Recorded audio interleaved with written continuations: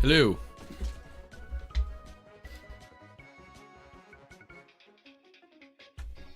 I think we're just gonna get right into it.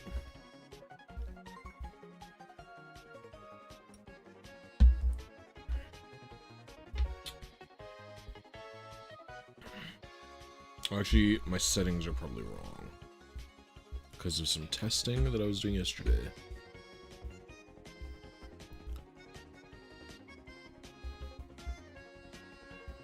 Yeah, well, I'm L equal stereo L equal A, I think. Yeah. What's up, Mixer Vine?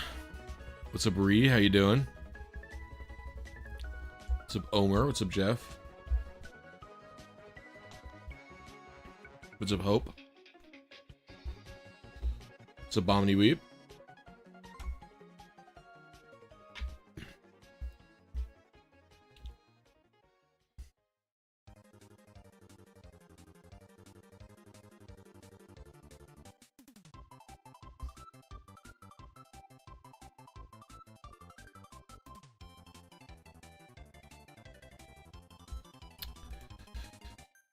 All right.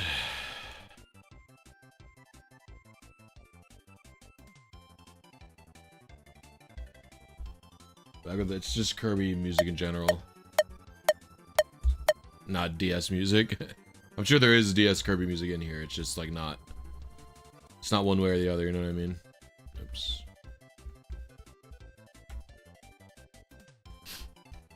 We're just listening to Kirby music because it is cheerful.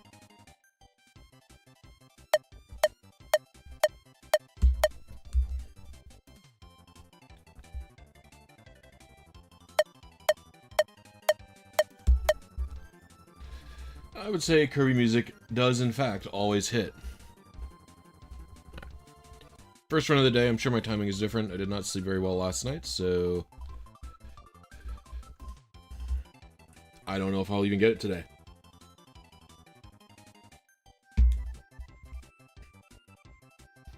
I just chugged an entire iced coffee and took 2 Advil in attempt to reduce the headache that will be coming to me shortly. 101, 106, 141, 9, oh my god, brain. Change the neutrality. Let's get it.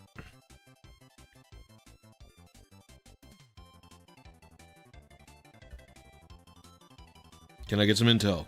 Alright, we're on seed. 6923. That's 1 TV late, like 3 frames late, I think. Let's do one more run and then see, would I say that lazy RNG? No.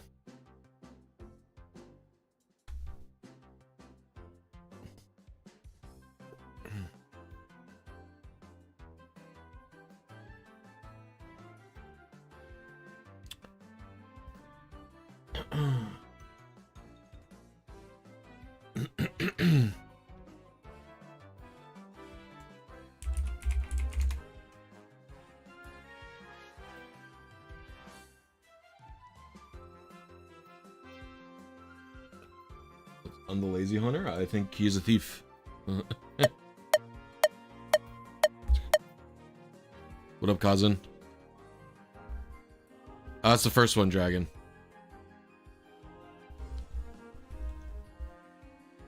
The legendary birds, just Articuno, Zapdos, Moltres, are the only ones where you hit A to get them, and it's the first dialogue.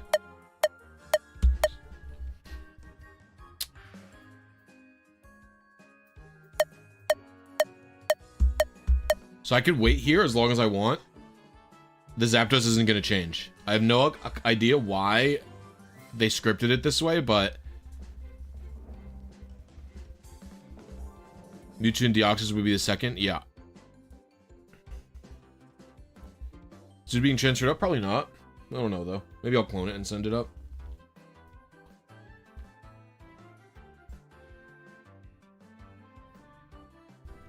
I pretty much clone everyone before I send them up these days because it's like, well, why not? Why not keep them down here? You know what I mean?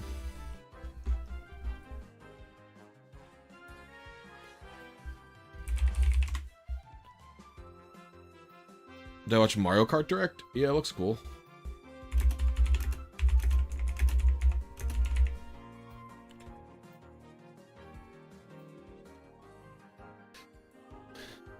Yeah, they're the only ones. I mean, in my Discord is like info on. I don't know what seed that is. Is 2 seeds early? Hello. In my Discord is like a list of when you're supposed to press A on every encounter. What up, Topaz? So if you go to my Discord and you go to like Gen 3, or you go to the FAQ forum, or you go to FAQ, you can click Gen 3 FAQ, and then it's like, when is the final press on static Pokemon in Fire Red and Leaf Green, and it tells you. It even explains that they're the ones that have the different.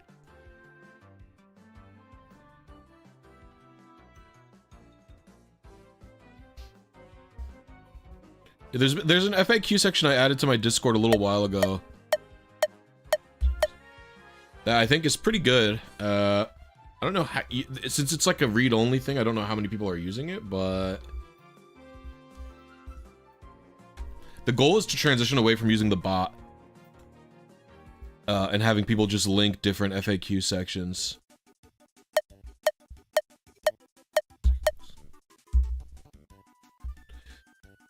Because if you do that, if you're just linking the little FAQ sections, because the bot commands have the issue of people like not knowing like what the command is. And so with the FAQ, you could just like link a frequently asked question. And you could just share the Discord link to somebody else. And then they can navigate the FAQ as well.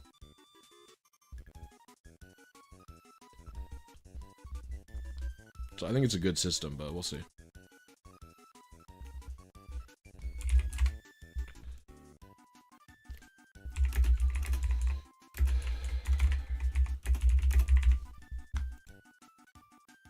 It's a really horrible Zapdos. Look at it. First two stats are 0 or 1.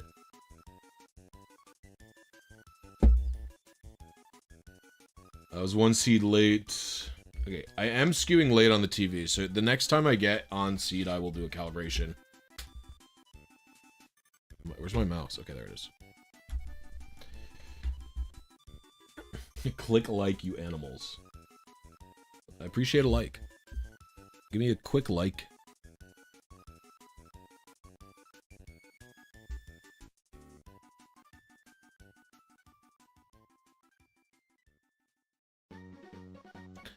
But yeah, I don't know. There's some cool stuff. I have at least a few FAQs filled out for every single.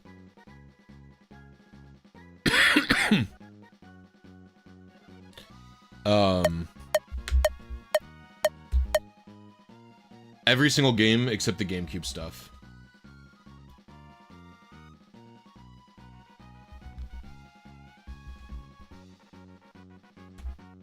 And obviously Gen 3 is probably the most filled out. Or Gen 4 maybe. Yeah, Gen 4 is pretty filled out.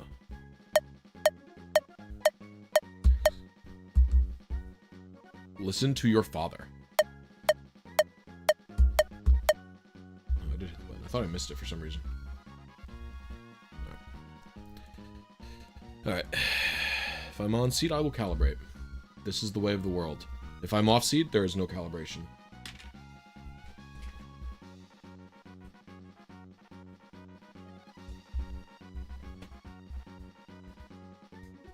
I have that same exact piece of info, Dragon Darkness, for for Ruby Sapphire Emerald as well, by the way. 64, 101, 100, 143, 101, 118. Was it Hardy? Lock in last night when we were testing. I basically like didn't sleep last night, so I'm like really tired. That's 1 seed early. It's 1 seed early, 1 frame late.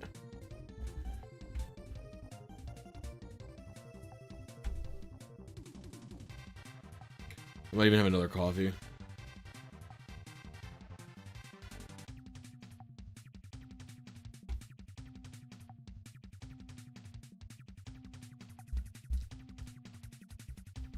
What does TeachTV do?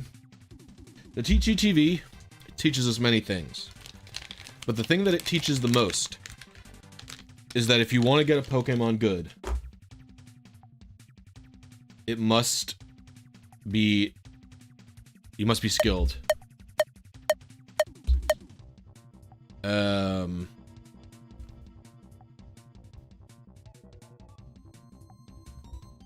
probably got a similar amount, but on an earlier scale. Oops. So basically, when you're in the TeachTV, the background static of it, like this part, that causes the RNG to move 313. Actually, it's so funny because technically what I'm saying is true, is that the RNG is advancing 313 times the usual speed. But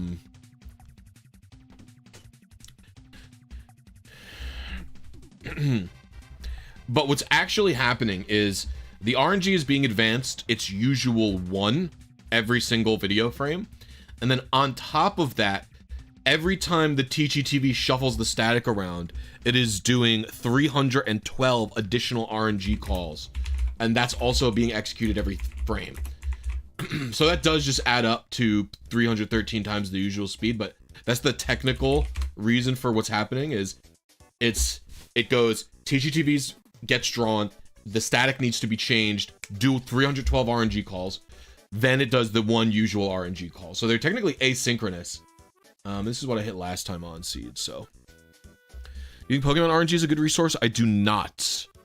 Well, maybe it's good for emulator. Yo, thank you for the $5, Sim. Appreciate you. Everybody show them some Blisy love. Well, important wife message.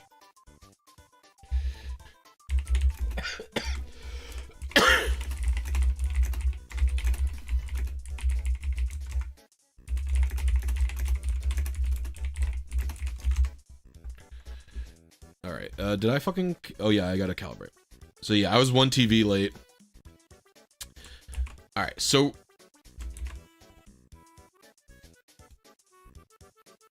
Something is in your wall. Do you have squirrel activity again? So here's why I don't like Pokemon RNG. Here we go. Oops. Let's go to PokemonRNG.com and you can see what the issue that I have is. So let's click GBA, the thing that I'm making. In fact, let's just do...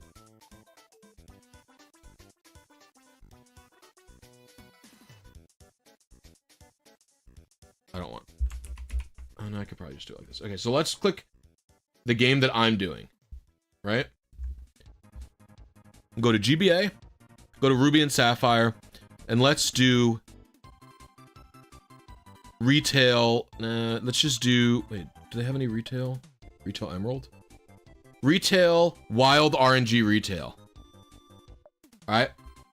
Yo, Shrey, thank you for the 5 gifted. Everybody show Shrey some Blisy love. What the heck? Okay. So here's the retail page for PokemonRNG.com, right?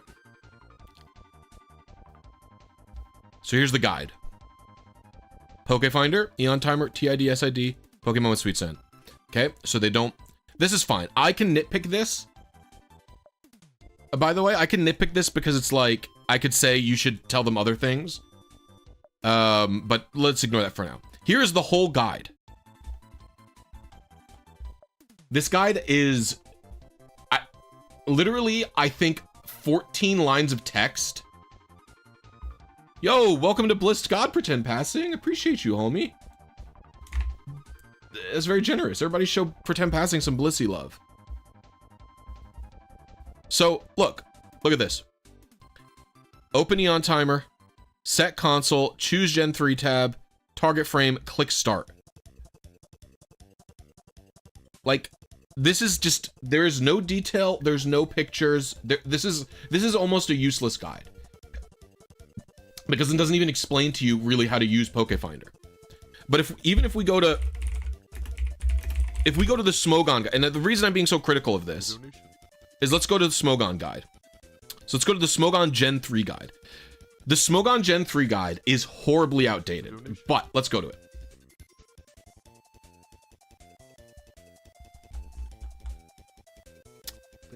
They have sections, they have a full spreadsheet, they explain when you're supposed to push A, they have a big paragraph about how you're supposed to calibrate.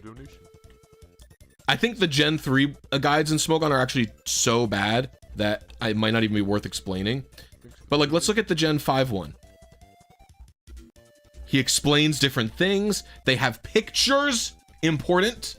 They have pictures, they highlighted this, they updated this, I think, by the way. This did not used to be highlighted. Pictures explaining what you're fucking doing. When to push the button pictures. Like, this is so much better. Then, like, I would recommend someone use the retail RNG guide on Smogon over retail or over RNG.com. PokemonRNG.com. I'm having a stroke. Yo, Refuyo, thank you for the $5. Appreciate you. The 5 Oz buck. We don't discriminate where our bucks come from around these parts. There is no discrimination around where our bucks came from.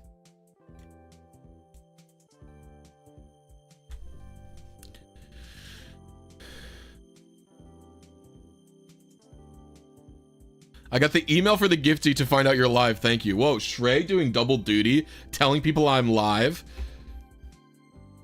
So that's why I don't like it. What about RNG for post-Gen 5 games? Listen, I'm never going to be able to be non-biased about PokemonRNG.com unless the owner of the webpage quits doing it. I don't think the guides are very good. They're very... there's multiple people there, and like many of them are nice. And I'm sure for emulator, those guides are probably effective enough. I'm sure for emulator, their guides are effective enough. I don't do emulator RNG, so I don't know anything about that stuff, really.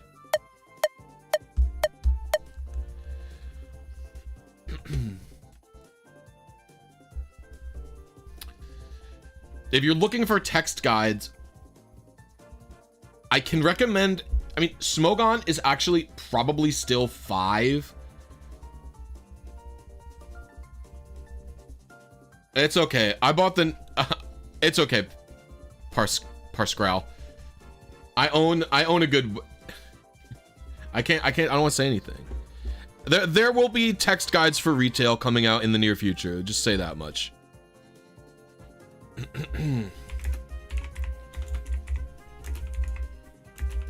And they will be high quality. I didn't change the nature.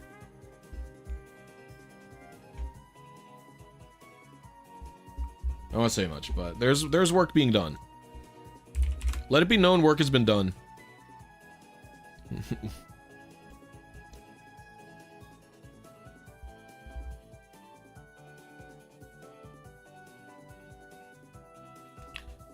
What's the strat here? I'll explain on my next attempt, Shivo. How's that sound?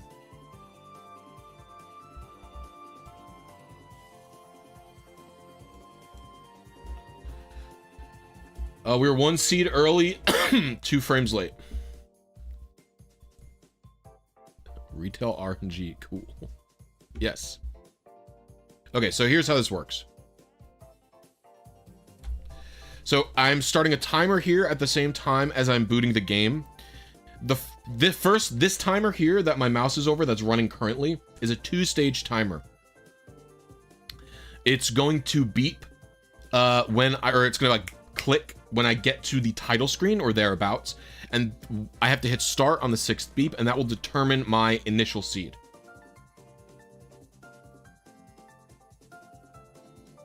So it'll beep at around 31, 32 or something like that.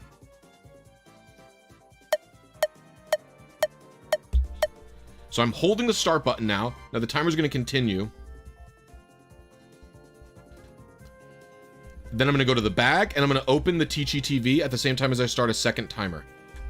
This timer is for how long I stay in the TGTV. And that's because while in the TGTV, the RNG moves at 313 times the usual speed. That timer ended, so I closed the TV. And now when this timer ends, I talk to Zapdos. And that's the strat.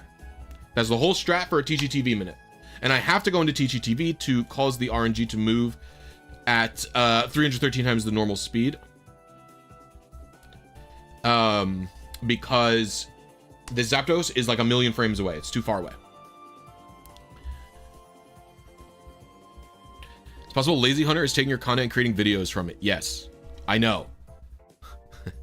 The Lazy Hunter pretty much 1-for-1 copies my videos without any changes, and then doesn't credit anybody. And I'm not even talking about me. I'm talking about like they don't credit like the devs of Pokefinder. They don't credit. They also have really weird methods. I remember we had a problem a little while ago. Someone was using their name for their tutorial for Gen 4. And they were like trying to... I was 2 frames late. I think I'm gonna adjust. I hate doing it this much, but... Whoa, chill. Hey, whoa, chill, whoa. That's the wrong number. Hey, that's the wrong number. All right. The big issue... So, like, I remember... Yes, the 313 adds a frame-perfect input in order to speed up the RNG. Yep, perfect W shiny. Well, the big issue, like... Oh, dude, I wish I could remember what was going on, but it was for Gen 4.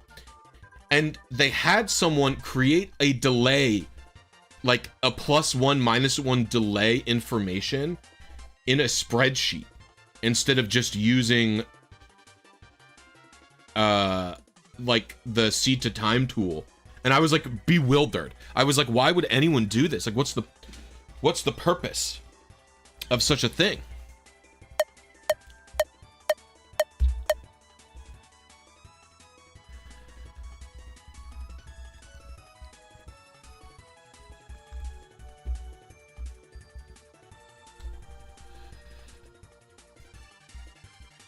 I will probably be doing an updated Fire Red and Leaf Green tutorial for Wild soon.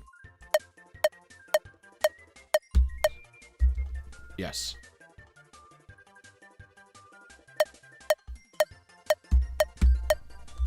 Mixer Vine, welcome to Chansey. Appreciate you, homie. Everybody send Mixer Vine some Blisy love. In fact, the only reason I didn't do a Wild RNG video sooner is because Hefe has been hard at work improving the new tools that we're using even more. My dude has been grinding away, updating.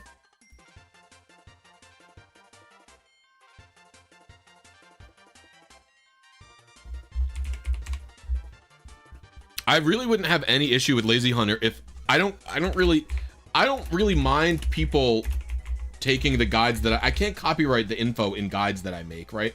I got them from somewhere as well, but I don't like that he doesn't credit anybody.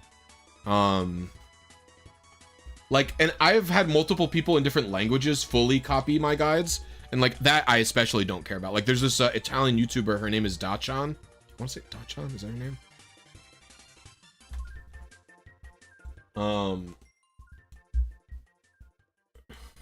Dachan. Yeah, Dachan. I don't know if she's posted anything. It's been a while since she's posted anything, but she was just fully redoing like a lot of my tutorials for Gen 4 and Gen 5 just in Italian. And I was like, okay, whatever, I don't care that much. In fact, I encouraged it because I was like, well, you're translating these effectively into Italian. A market I will never have, and I would rather more people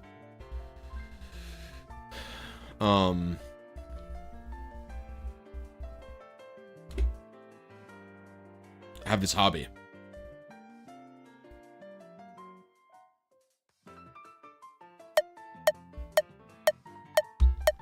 Marvin? What? Thanks for the donation.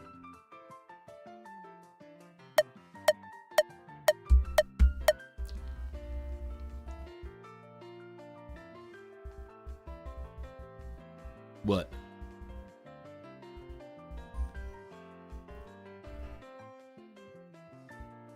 There's no way Mixer Vine's name is pronounced Marvin.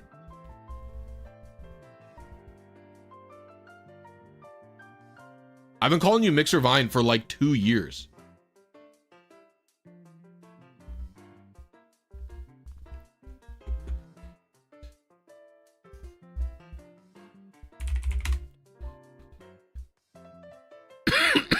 How difficult of a hunt is this? I think TGTV is one of the hardest RNGs you can do.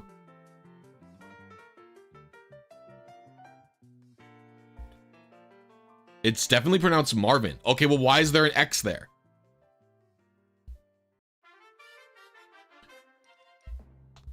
There's an inside joke how my friend would pronounce my middle name Marvin. And I've heard everything from Mr. Divine to MaxiPad. That's really funny.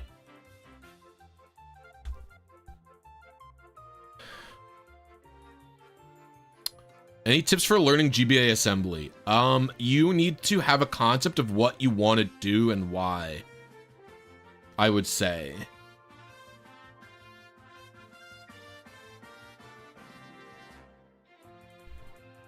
If that makes sense. Like, you need a project, and then once you have a project, because the hard part, here's what I'll say about assembly, in my opinion. The hard part about it is actually not like... The hard part about doing assembly is not really the syntax of it or learning the language, because assembly, like thumb, doesn't really have a lot of commands, right? There's not like a lot of opcodes. I don't know. I feel like there probably isn't more than like 40 opcodes. I don't even... This is way off, by the way, but I don't think it's the logic behind it that's hard per se. It kind of is. Oh, is that it? We have a shiny, folks. From my perspective, it's not the logic behind it. It's like, when you're doing assembly, you need to know the language and you need to know all of the hardware that you're working on. Well, let's investigate. 165 is totally it. Bold, yes, sir.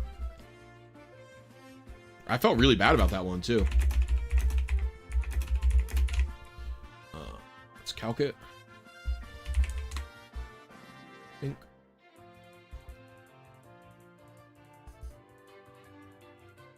Well.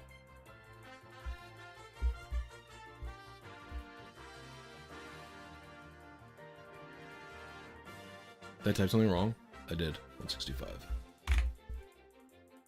Hold on, we're getting there.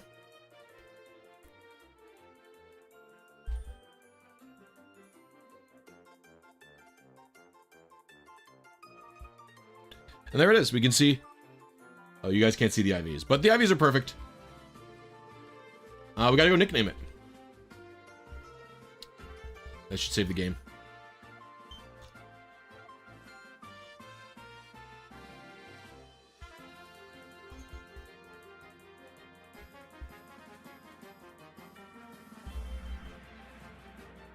Let's... What is bold nature? Increase defense minus attack. Alright. It's bird for a team or for funsies? I just didn't have a bold Zapdos yet.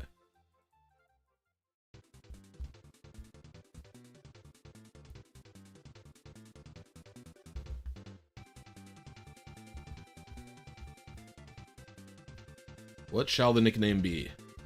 I like to name them with to do with the electricity.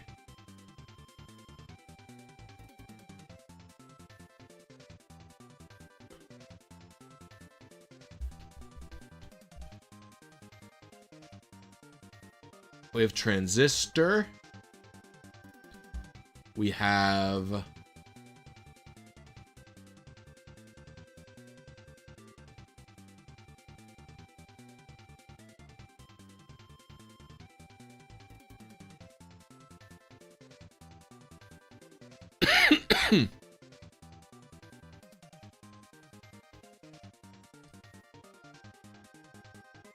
I like Capacitor. It's a good name. Did you spell it right? I'm double checking your spelling. You spelled it right. Sometimes you look at a word and you're like, that's not how it's spelled. But it is how it's spelled.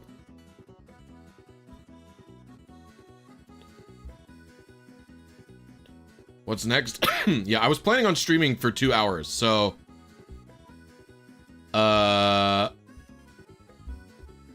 we'll figure something out. Oh, hey now. Oh my gosh. Come on. I don't know if there was a close enough one. Do it again? I wasn't looking. I could just rip another one. These are also 2 TGTV Pokemon I RNG'd. I've just never sent to Emerald. This one I did fishing.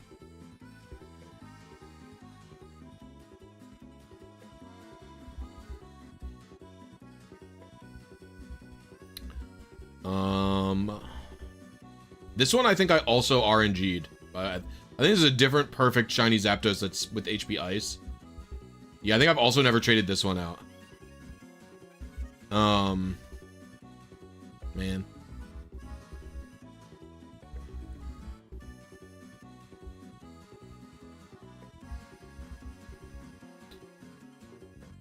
You know what? I do want to get Ho-Oh.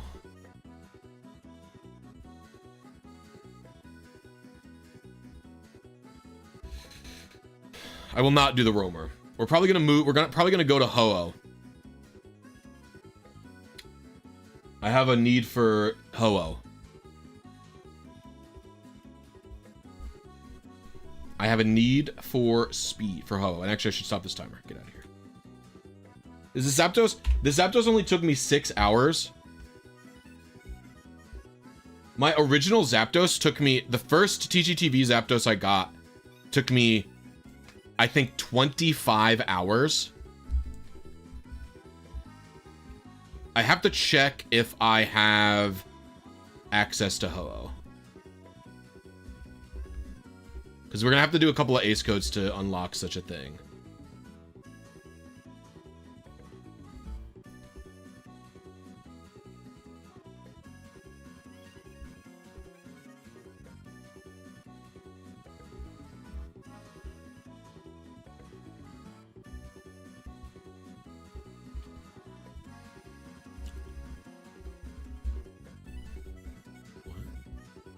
Okay, that's weird. Okay, so I don't have access to Ho-Oh.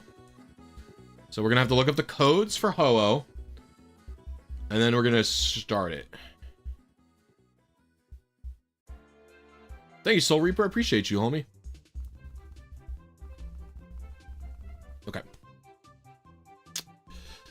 So, let's go to the 10 lines, I think. Or G3 Searcher is actually what we want.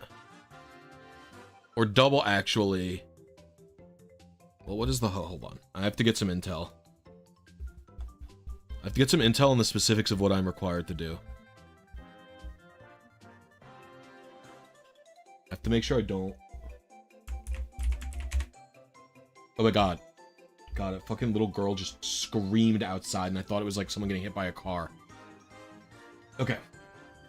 This is adamant nature...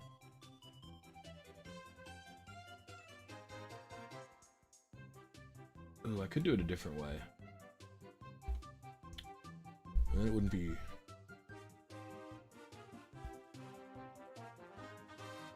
No, I think this is cooler.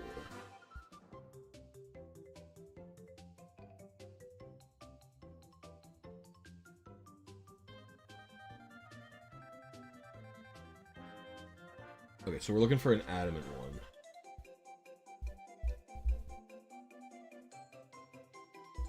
And everything just needs to be perfect except special attack.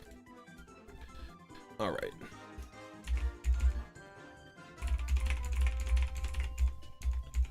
Special attack can be 0 to 30. All right, let's search. No nature. Oh, there's no nature filter here, which is kind of annoying. Oh, there's a shiny filter here, though. I didn't even know that.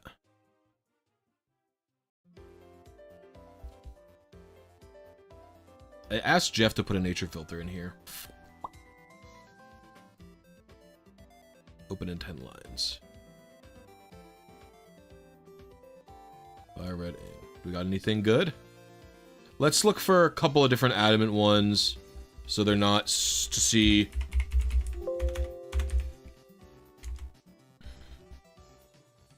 I'm gonna try and see if I can find one that's not TV required, but if I have to, ooh, wrong system. 6 minutes is actually not bad at all. We'll pin this one.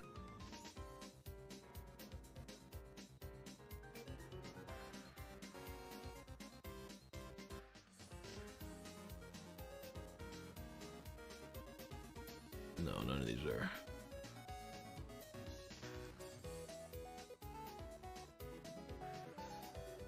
Are these the two ones I checked out? B11 and AC. HCB. Did I do B11? Did I check that one? I don't think I did. Alright, we're just looking for a good hello right now. We did check this one out. I knew it.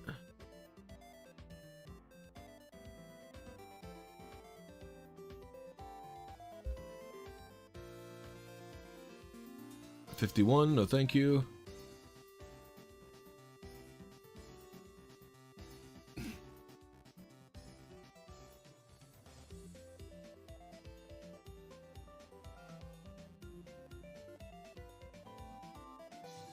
I think this is the first one again.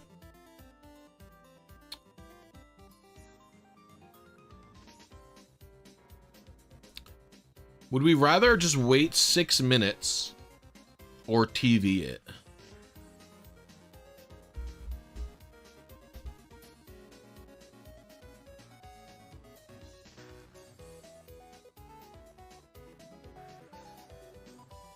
Zapdos was caught. We're moving on.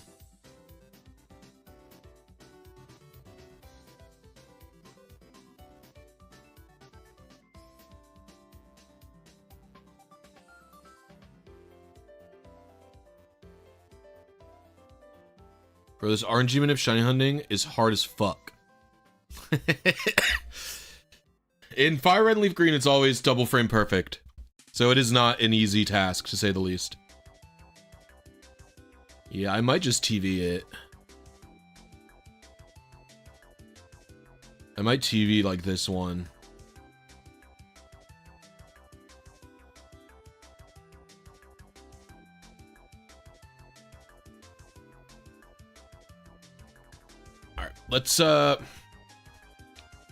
Let's find the get to Hobo Island or whatever. Unlock Naval Rock via mystery gift. That is what I need.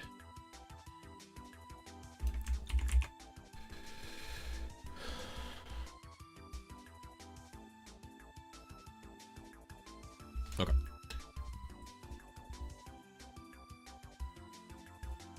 It's very tedious. It's very tedious.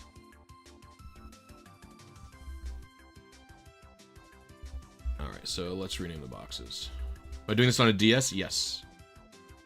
So right now I'm just typing in an ACE code. That will unlock this place for me.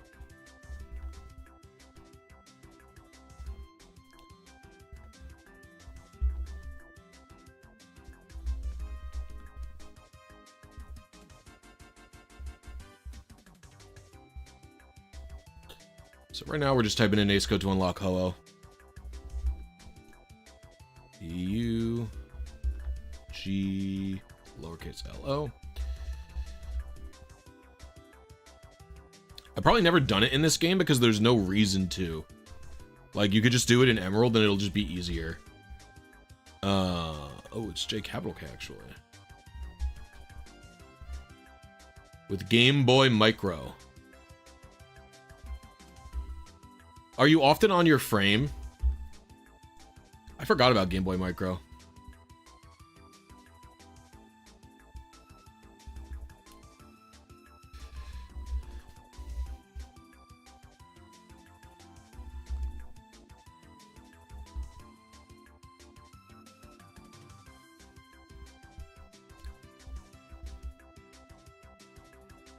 Once I knew this Pokemon changed forever.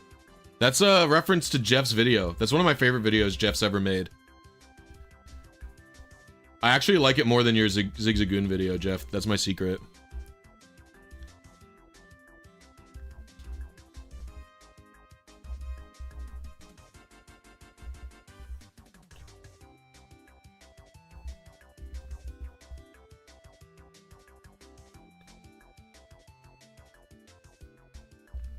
I think that's my favorite Jeff video.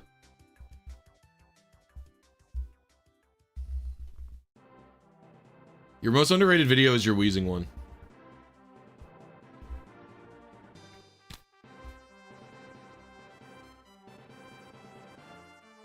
Okay.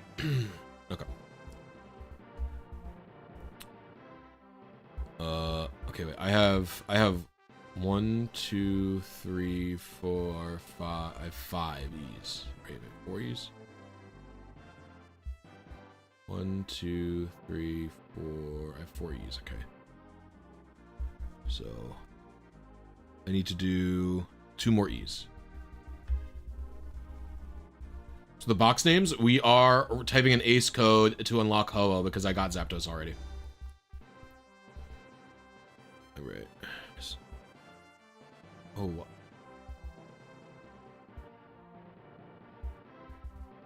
This one is ESUN. ES. Ellipses. You'll see what it's all about soon. So right now, I cannot go to...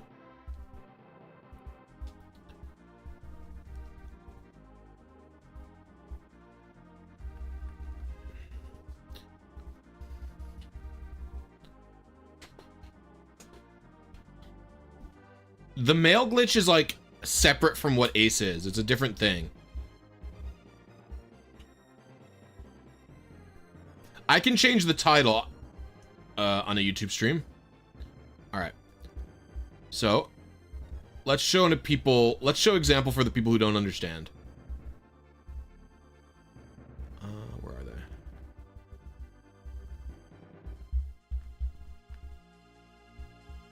So we'll go over here. Talk to this guy. We have the Rainbow Pass. Right, I can't go anywhere but the Sevi Isles, which is, you know, to be expected, right? So, let me just save the game really quick.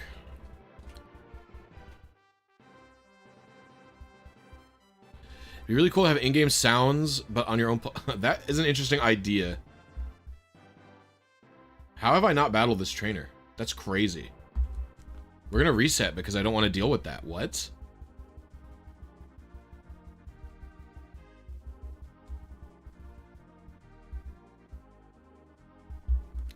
That is an insane thing to skip. I am a truly unhinged lunatic.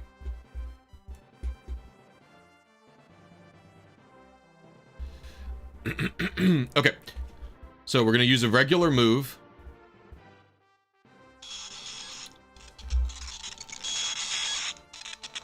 We've had a game crash moment. So I probably had a typo somewhere.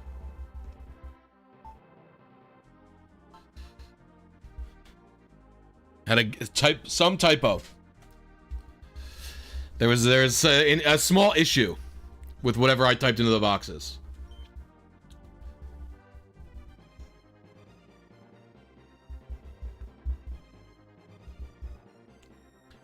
Completely regular move, nothing to see here.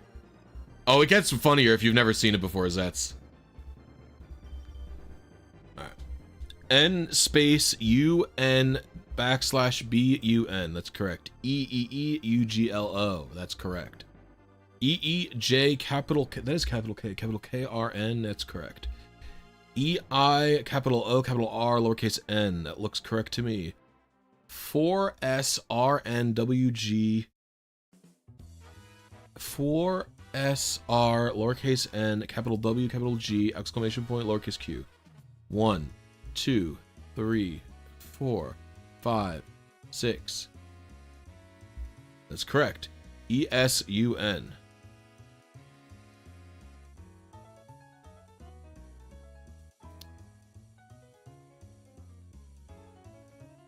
ZLLOYFRN.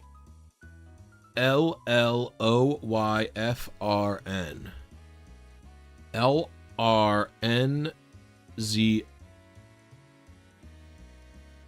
Oh, I didn't realize it was a 1.0 versus 1.1. I did do the 1.1 code. You're correct. Good catch. I didn't even realize.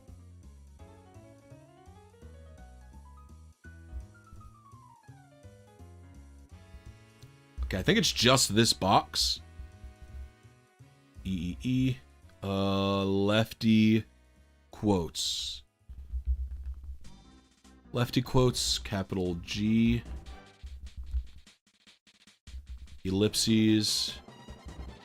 O ends in a space. EEJKRN,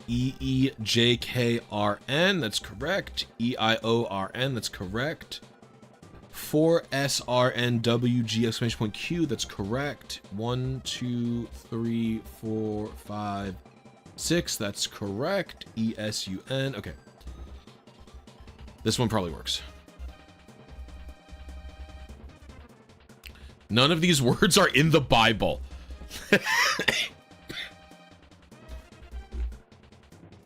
That's a very funny thing to say. Can you corrupt the save if you get the ACE codes wrong? No. I mean, there's always risk when you're executing. There's always risk when you're executing like unofficial code on your thing. And you have to trust the developer didn't fuck something up.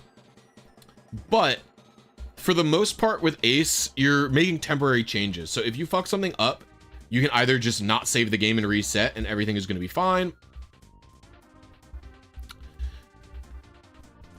Yes, I did fuck up something so bad. I turned my here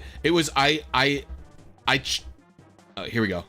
So here's the normal move that I'm talking about.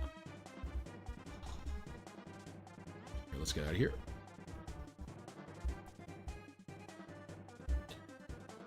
All right, so now let's check. Oh, we have to go up. I believe we should be getting it from the mystery gift thing. So we go up here. There should be a gamer. Oh, that's not good news. I don't love that there's nobody there.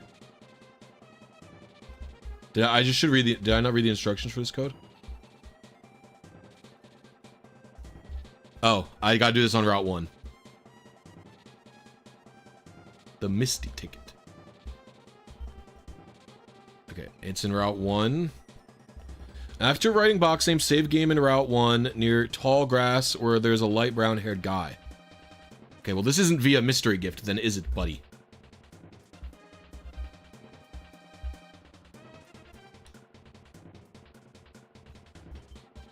Alright, we try one more time.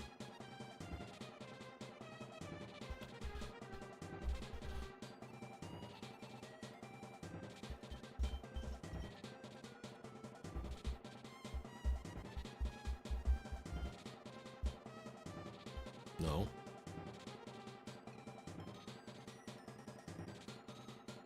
Light brown-haired guys.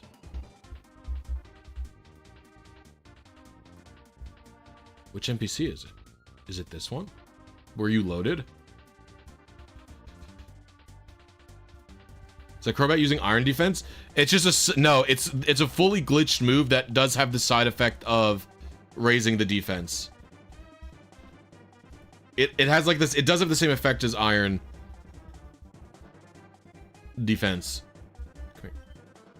Ah, there we go. Mystic Ticket. Alright. Alright, and let's go make sure Ho-Oh is actually there.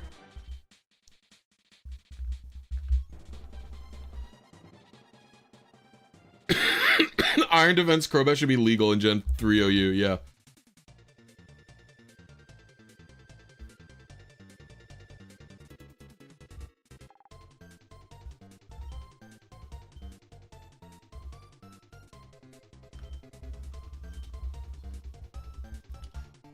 You can get Lugia as well.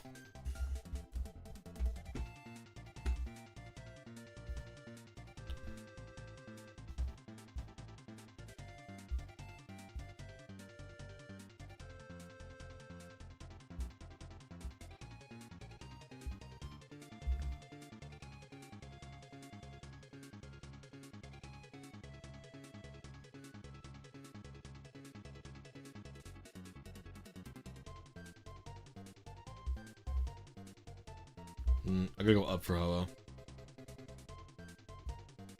Can you go back in time and explain this to 11-year-old me? Dude, I'd be the coolest kid on the playground if I knew about this when I was 11. No way to get the actual game audio? I mean, I could get you guys the game audio if you want. Do you guys want Kirby music or game audio?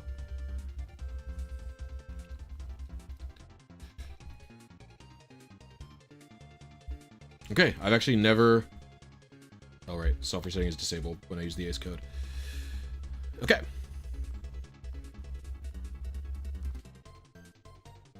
The reason I always have to pick is because I can't have just the beeps.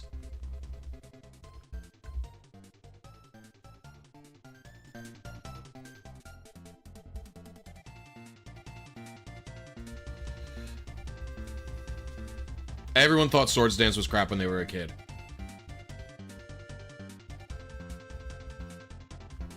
Fuck, it's that tile. Okay, we learned.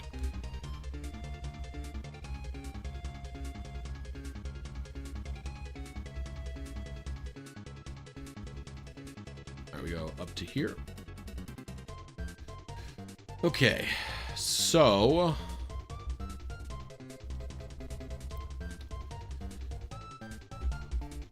Alright, we're gonna have a quick pivot.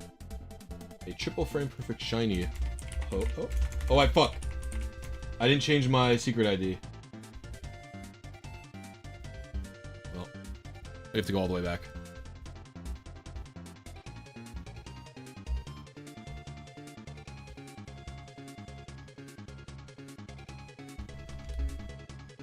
Meow.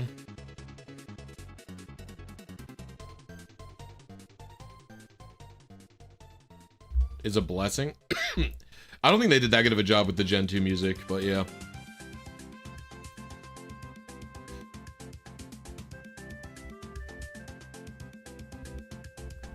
Free social media? Well, Missingno spread from like... It was in like magazines and stuff, man. It's so crazy. Like it was in magazines, it was in early aughts websites. Like I definitely remember going on like Pokemon2000.com and seeing Missingno there. Okay. So let's do the change SID.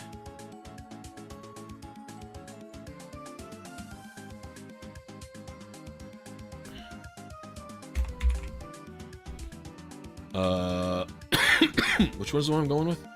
I'm going with this 25-minute one, right?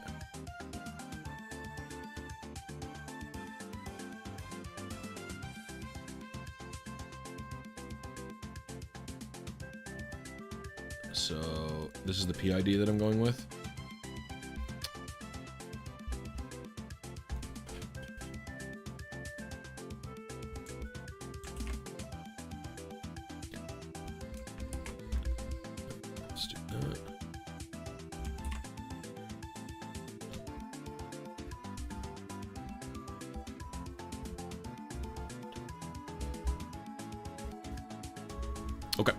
So we're gonna do a quick trainer ID secret, or just do a secret ID change. When I first played Pokemon, the US government ran a budget surplus. I didn't realize that ever happened in my lifetime, to be honest with you.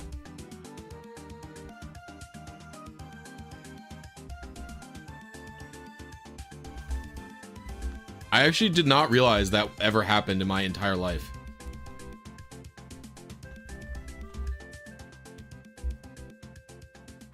Me explain to my grandkids 50 years from now that back in my day there was no internet and you had to actually talk to people to learn stuff. Dude, you're not even gonna have to explain that to like your grandkids, honestly. You're gonna have to explain that to your fucking kids.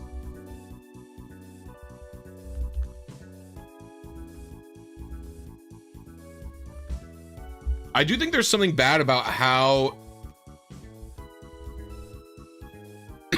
little communication you have to do with other human beings. And part of me obviously likes it a little bit. Luckily, I'm not like a serial DoorDasher.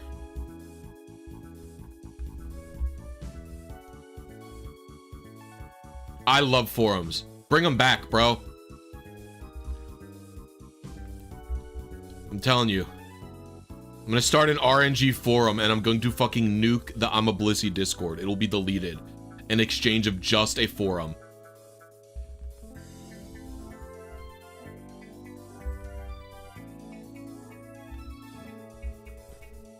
I really need to perform a full backup of my Discord server so I can like archive the information somehow. It should be doable. I'm like an I hate losing info. Like I archived my entire Twitter before I had it deleted with redact.dev. You can go to blisy.net/Twitter and you can see everything I ever tweeted. And it's got like a search interface as well.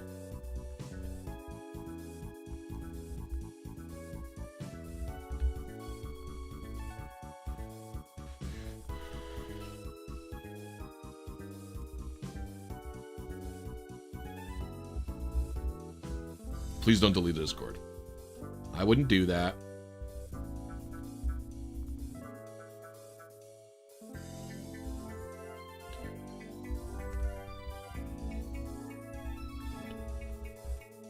Okay. Why is the exit codes...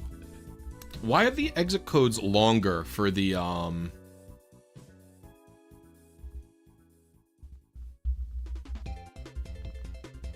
for the generator? It's interesting. Sleipnir's exit codes are always much shorter.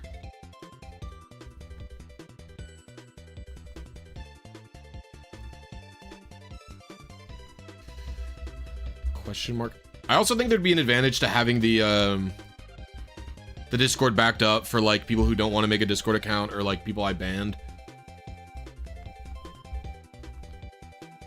Because it's like sometimes I just ban people because like they just like personally annoy me. And it's like, well, they should have access to the information. Even if they're annoying.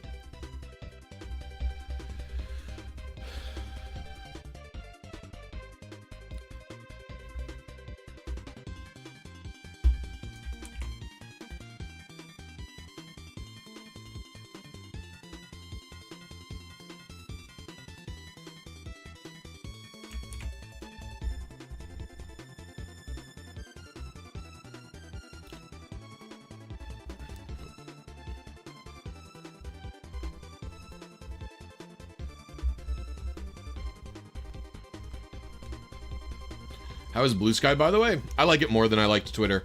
In general, I'm not a huge fan of the Twitter format. But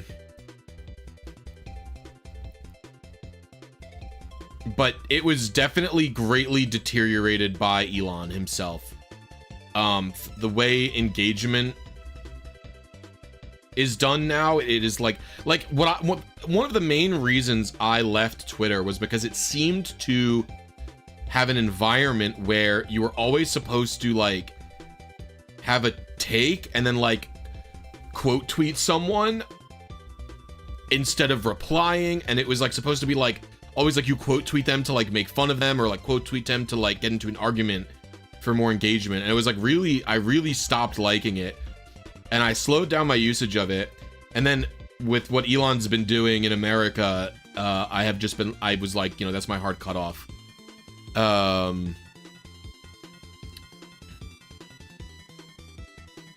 I just like, he literally is like a guy trying to like ruin the country that I live in. And I'm like, I think I should just try and not support this guy. Yeah, like ratio culture. Yeah, something like that. So I really didn't like it. And then the other thing I don't like about it, and this applies to Blue Sky as well. Blue Skies know better about this. I do not like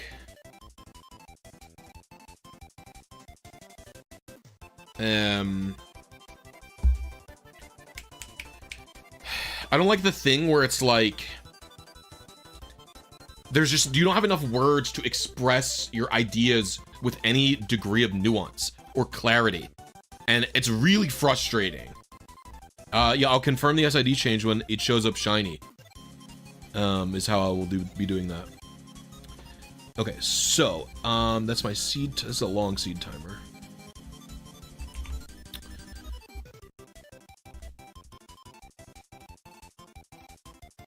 What was my Zapdos' original seed timer?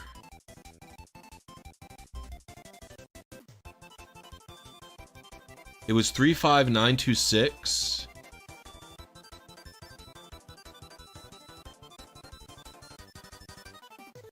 And I went for 35828.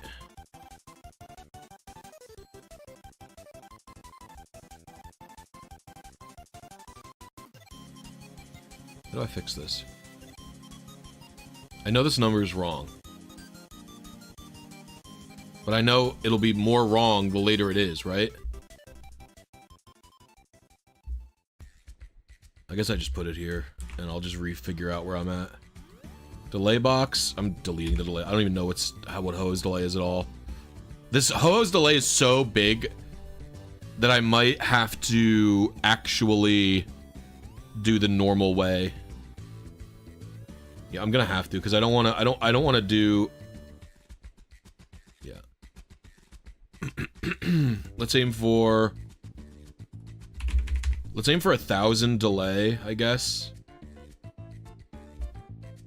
Is this a regular Flowtimer converter? FiRed 1.1, NDS, seed timer. So we're gonna have to do a little bit of a calibration run. That's fine. Delay box 0, encounter advances. I think I probably do 500 actually. All right. So we're gonna do a calibration run for a couple of different reasons. What is my seed settings? It's L equals A button is start. Really? Okay, perfect. Twitter is too big to fail. I don't think... People say that about lots of things, and I simply don't think it's true.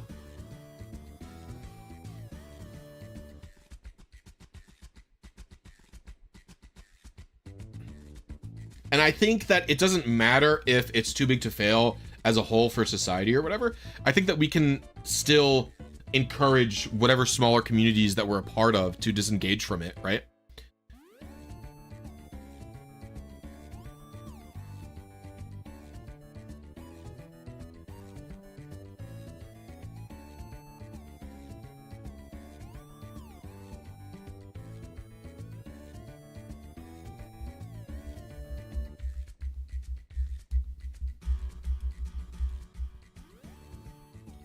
It's a longer seed timer.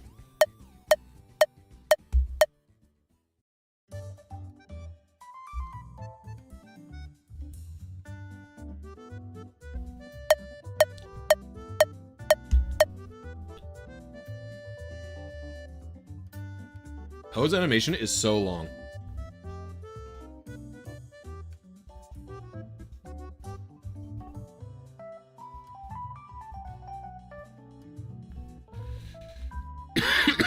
Oh my gosh.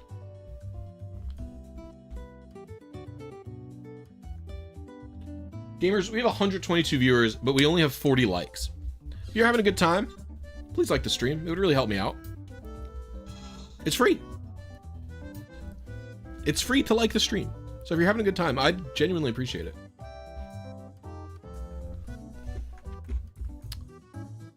Okay, so we're doing Hooh.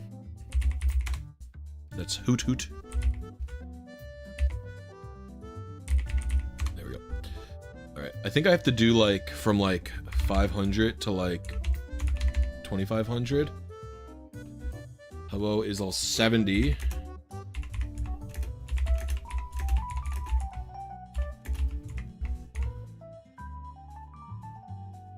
Now I might find no results here.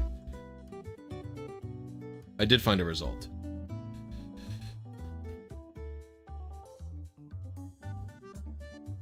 Advance 887.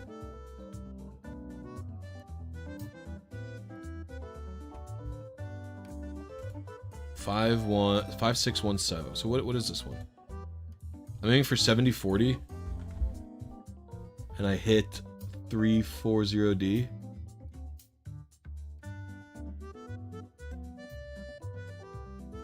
I was early?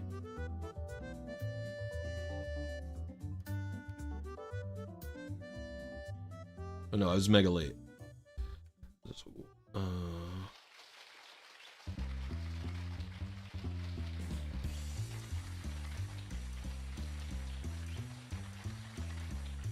was 12 advances late on my seed, that's about right. So we go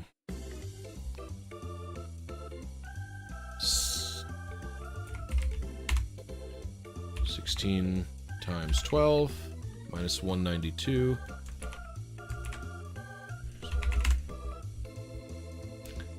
55762. Just doing a little bit of calculation.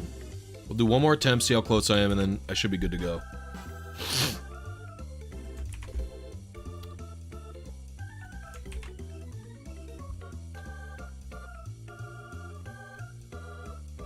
I believe Elon has like a thing where like he thinks that smart, because he doesn't it's not like he meets a bunch of women and sleeps with them. He just like has like a bank where he saves his juice and he gives it to women who would be willing to have his children. The benefit for them is they're supposed to get lots of money from him for child support, although he doesn't often pay it. And then the other thing is that he has like this belief that like intelligent people should have lots of kids. And so like Elon believes he's so smart that he should be giving his genetics to a bunch of women. It's like a really weird thing.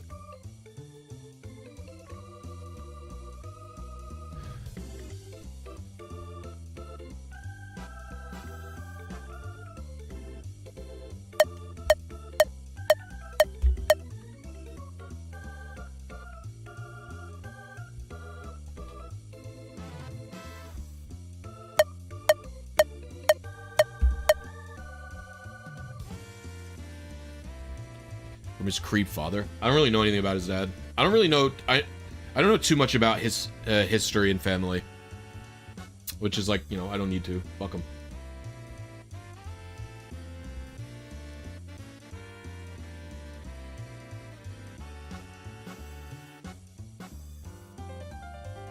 His dad married his adoptive daughter. That is weird. That is not a thing that normal human beings do.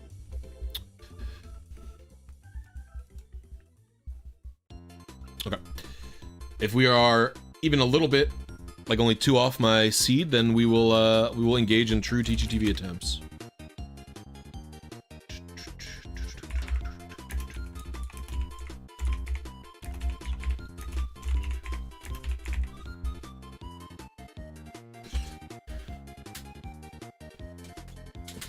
He's a stupid person's perception of a smart person. Yeah, I hit my seed. Perfect. And it looks like if I was aiming for about 500 and I hit 889, so we have about a 389 delay that I can enter in TGTV. Okay. My seed timer is good. So now we're ready for true TGTV targets.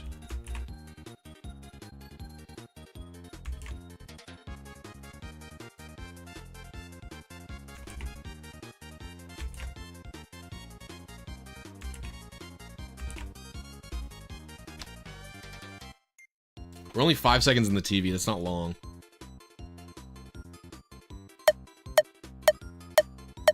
All right, whatever. All right. And I should set up what I'm doing for this.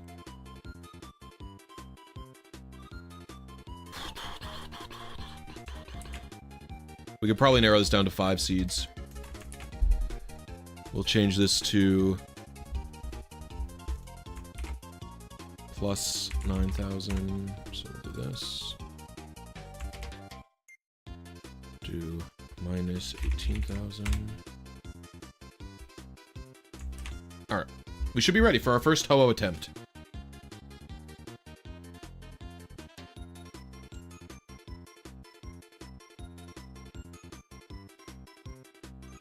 Okay, let me...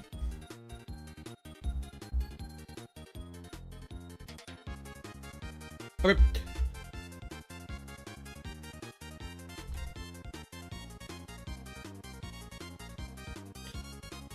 Yeah, and I only really did any of the extra stuff because I knew the seed count was off still, that those haven't been merged in yet. So, like, I wouldn't have even, I literally would have just insta-ripped a TV attempt if I knew the initial seed was accurate at the start, you know what I mean?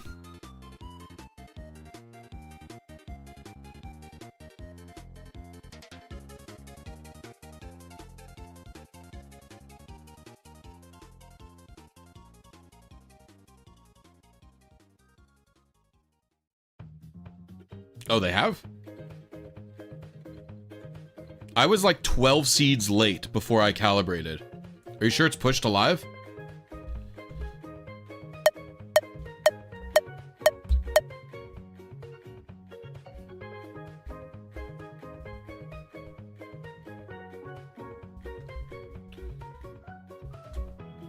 Ooh, this is not possible.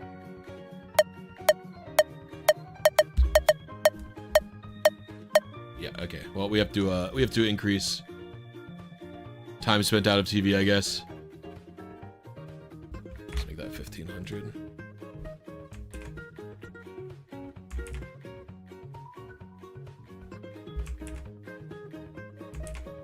Yeah.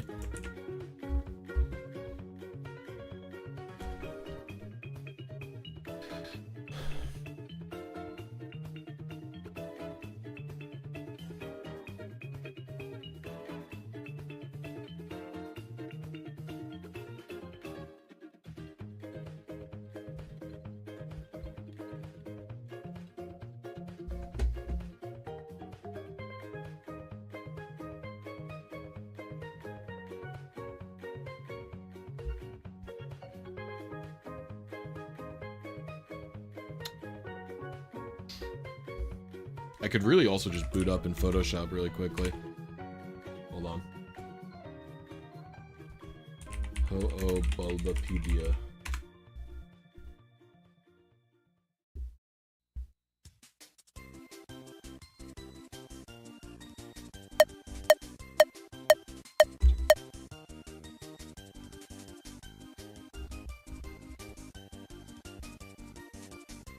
Why is my thing minimized?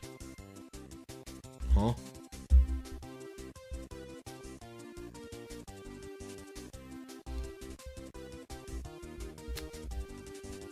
Oh man, I'm gonna have to redo it. I don't know why the thingy crashed. That was crazy.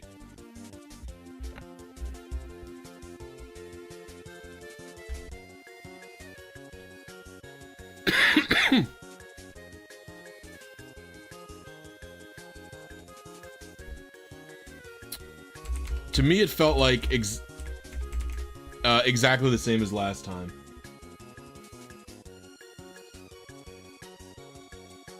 But if they're pushed to live, they're pushed to live. I'm just bad.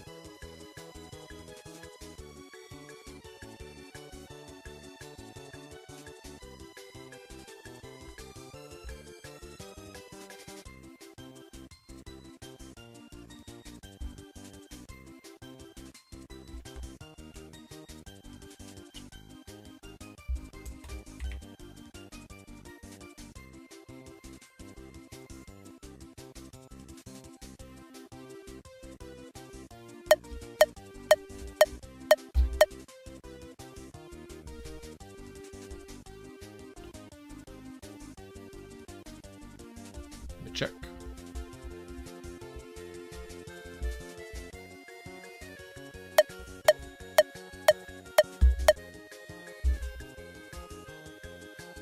There's only no NPCs up here. 555954. Yeah. That does match. Okay. That was a pretty bad attempt, but that's fine.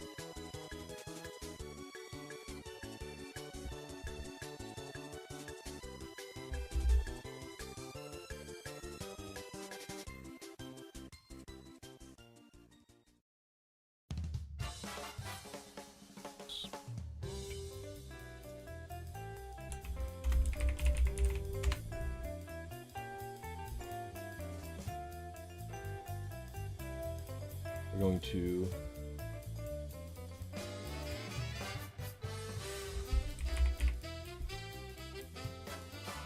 There we go. I've changed the title and thumbnail now so they're accurate.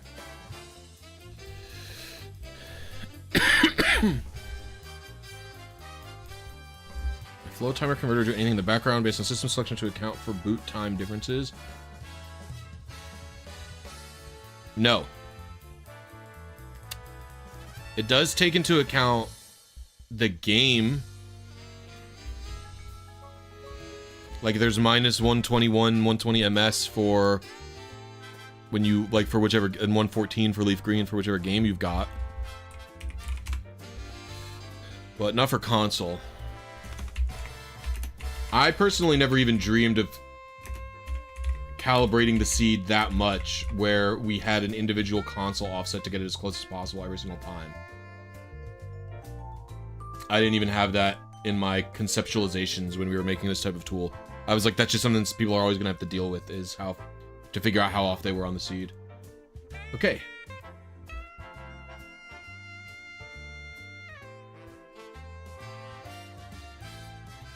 See, like right now, it says that I hit 55988 milliseconds. But my target milliseconds was 55762. And I'm only one seed. But you know, I bet you if I did Eon Timer, it would be perfect, to be honest with you. So it could just be the game thing, because I think the game thing is being taken into account with Fire Red Ing, no? The minus 121. Is that being taken into account? Oh yeah, I was only one seed late. So I'm actually going to calibrate my TGTV, even though I was one seed late.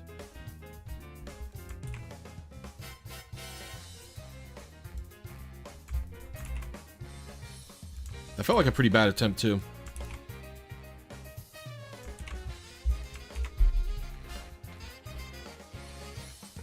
Like, does Lincoln's Tools take into account the game? The offset for the game? For how long that loads?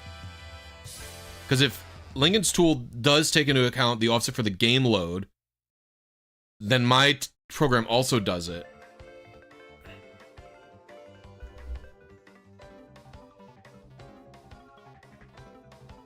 Imagine knocking out two birds with one stream. We'd love it.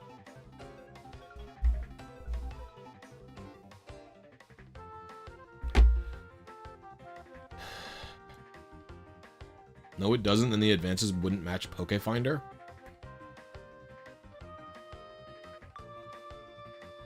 Do they have to match Pokefinder?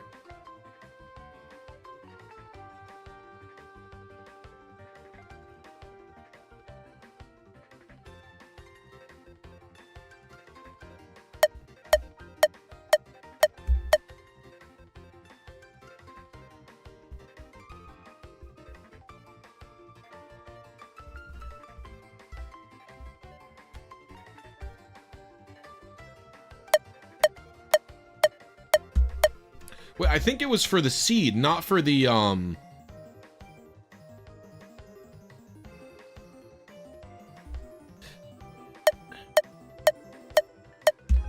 think the game offset was for the seed, not for the advances, by the way.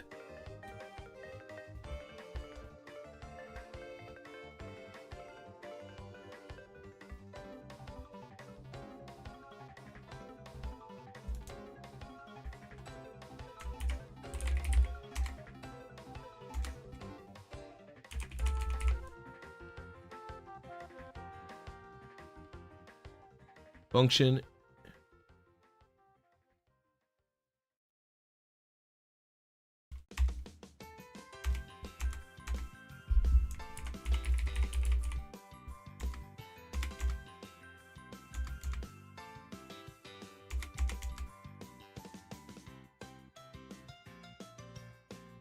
No, the seed lag is for...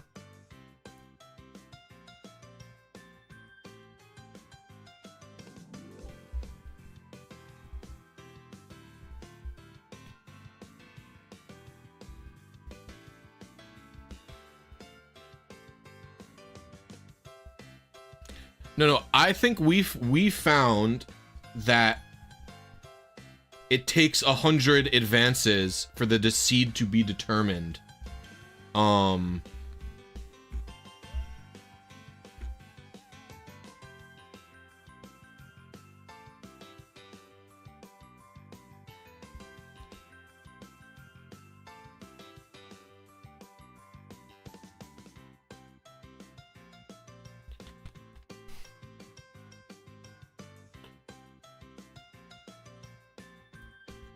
Okay, let's input this anyway. Let's continue trying to get Hooh. Getting distracted. This is Zapdos.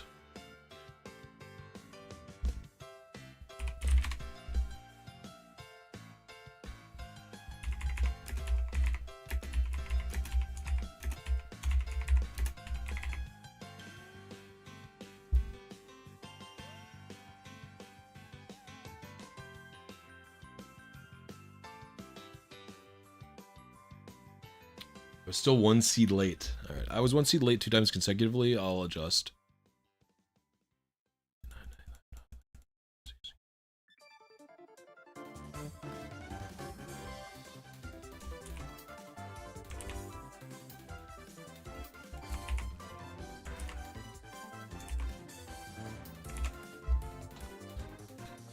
What's up, Cyan Digo? How you doing?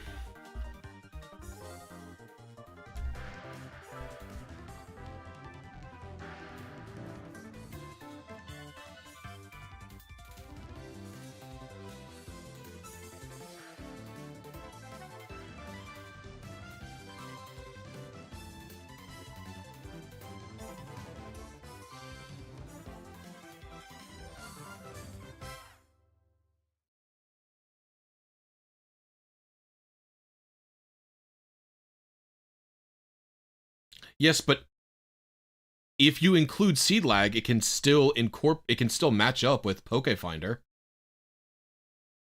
which I'm not convinced it even needs to do.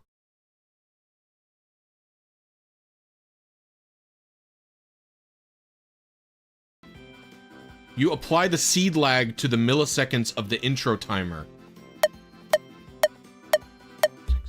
You apply seed lag to the intro seconds of the MS seed timer, not to the advances.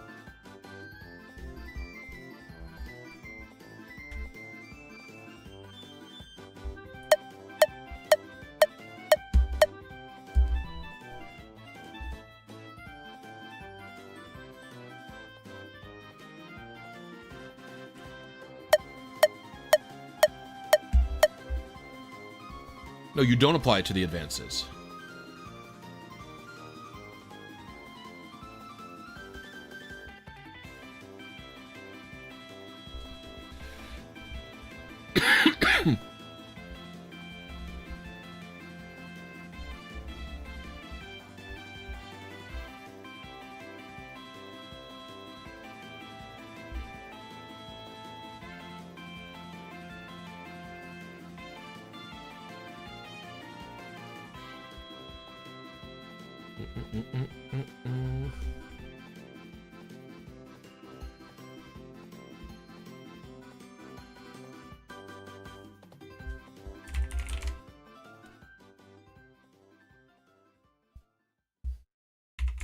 Think of it like delay with a Pokemon. Like, this Hooh takes 300 or so advances to fly up to me, but I'm still doing all my calculations based off when I press up.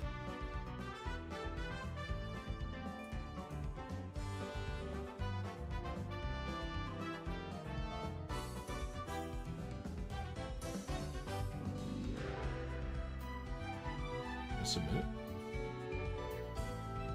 No, you wouldn't.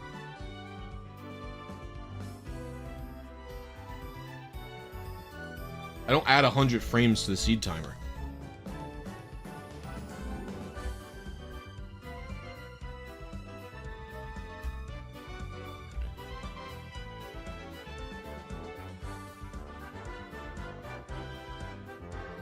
No, I do add 100 frames. I had like 120 frames. But it's not like I was 120 frames late either, though. I was like 12 late.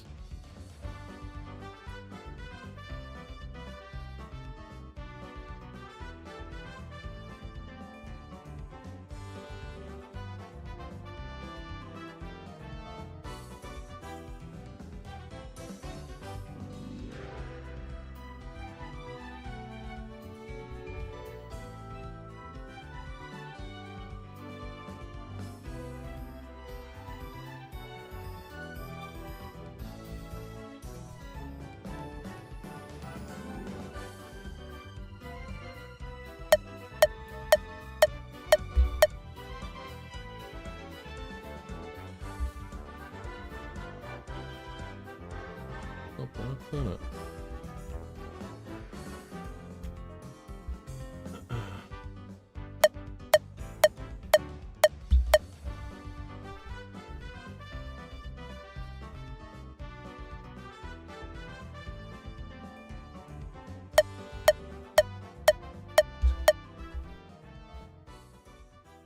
I think the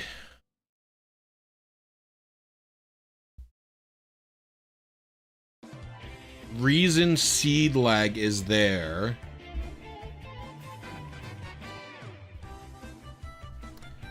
is because we came up with that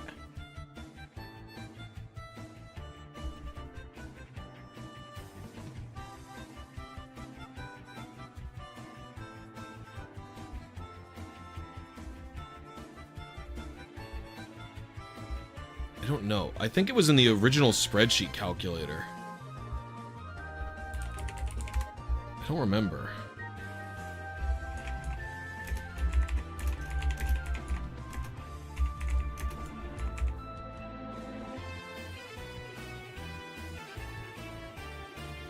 Yeah, I know what it is, but I'm trying to see why would we ever even incorporate it. Okay, I hit seed. Alright, let's see what advance we hit.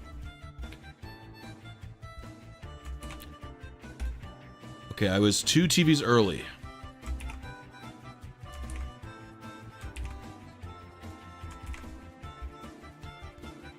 Alright, we're close. We're on seed 3 frames early, basically.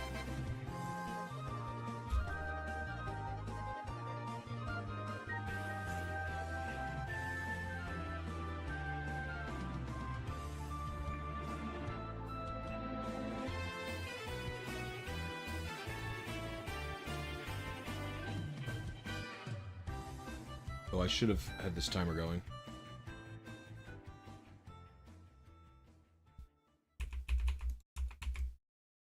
Oh, did live split crash for no reason?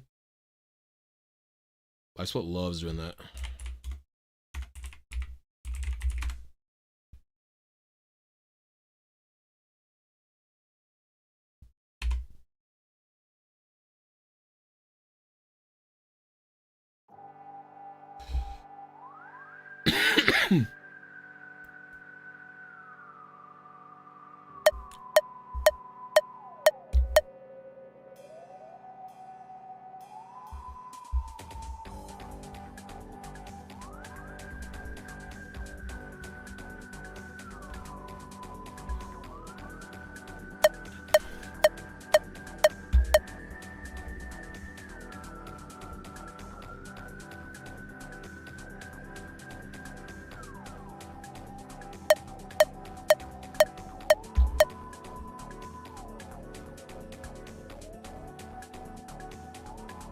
No, Flowtimer is not preferred for TGTV.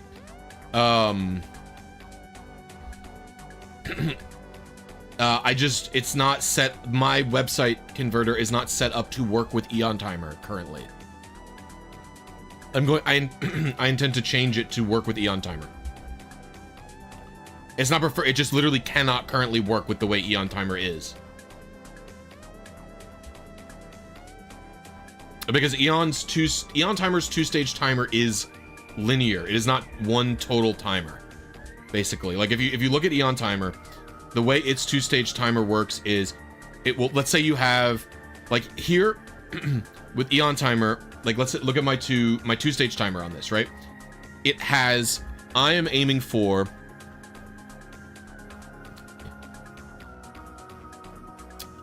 this is a beep when my seed timer happens, basically. So this is a beep just for my seed, and this is my seed plus the total amount of milliseconds that I'm waiting in the overworld, right? Eon Timer just wants one timer for the seed and then another timer for everything else. If that makes sense. So it's not that it's preferred, it's that it just doesn't, Eon Timer's 2-stage timer works differently than what you can't do TGTV without, no, it's not about having, I don't think you can do TGTV without having 2 timers.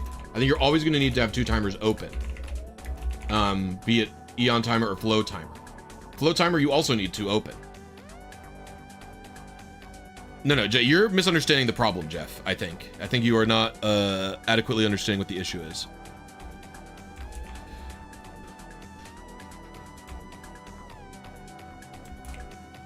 I think it's like 1 TV late. No, 1 TV early, maybe. Yeah. No, you don't understand.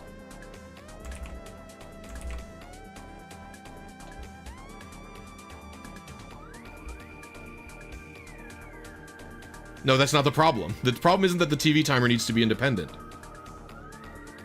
That's not a problem. I think that's just how TGTV RNG has to go.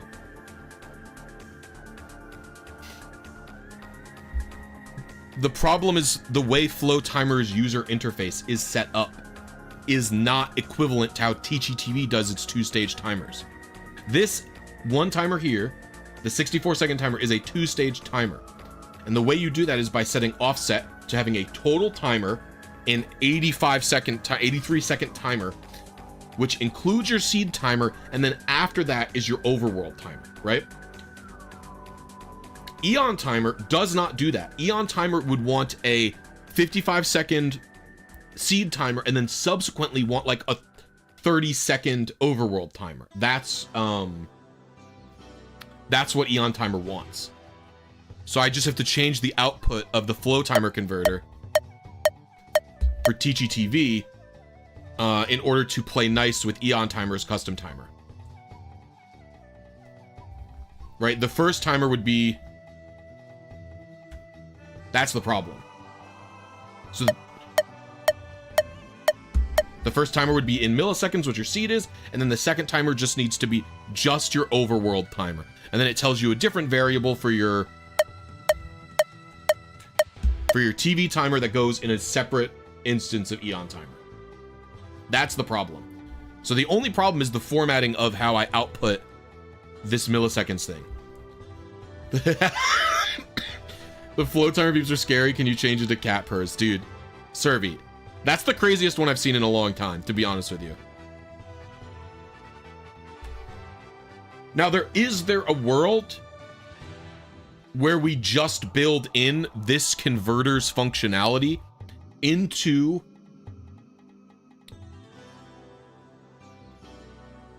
Eon Timer? Yes, potentially you have a TGTV option in Eon Timer in the Gen 3 tab, but I don't know if it would ever be worth it to do that, just because I can't think of a way you wouldn't need 2 different timers, right? Like, you wouldn't need another instance of it open. You would have to have Eon Timer spawn a new timer in itself when you change it to TGTV mode, and then have a new second start button also show up. I'm not trying to eliminate the problem of having 2 timers open. I don't think you need to go so far as to make it so there's one TGTV option as... I don't think you need to go so far as to make one TGTV option in Eon Timer that has 2 timers and 2 start buttons in the Gen 3 tab. I don't think you need to do that. I don't view it as a problem as having to open 2 timers for TGTV.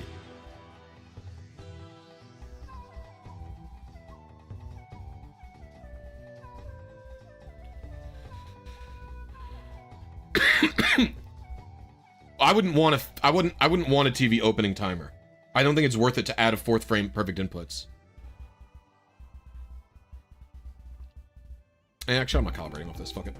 I don't think it's worth it to have a 4th perfect. You could avoid it if you wanted to, yes. First of all, I think you could solve it with a good enough specifically designed timer for TGTV, but I would worry about accuracy where one program is running 2 separate timers at once.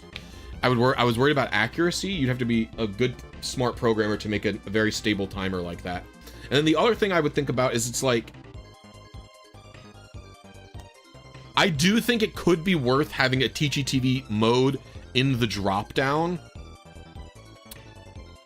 just to have the conversion built into Eon Timer for your... So like, you would have one instance of Eon Timer and you drop it down and you do TV, and that's just for the one section, and then you open another timer, and then you take that number and put it into the other Eon timer. It could be worth doing that just to keep the tools as closed loop as possible. But also, what I will say about TGTV is, if we're talking about our website and we're talking about like the Fire Red and Leaf Green Revolution project, to me, TGTV is similar to the stuff DD is doing with rerolls, where it is like a niche, difficult thing, where I'm not necessarily interested in making this much easier for end users than it already is. Like, I don't know what benefit that I get, or that we get for making TGTV slightly more accessible, where you don't have to go to a website. I think if you're at the point where you're all in on TGTV, it's fine for you to go to a website and use a converter.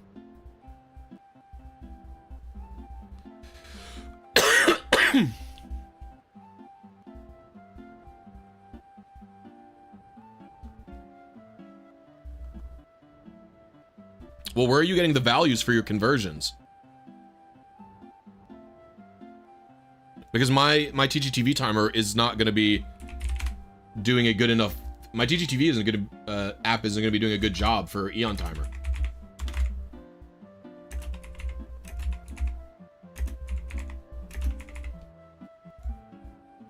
I guess you could literally just subtract, like you could take this value here, subtract this value from it, and you know that's the second part of your timer.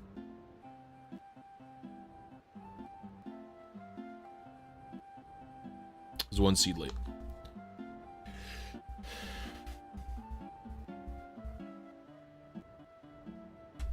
And honestly, one of the bigger reasons I don't want Flowtimer anymore is, like, you know, it's nice to be able to use Eon Timer itself just because there's calibration buttons built into that app. That's nice.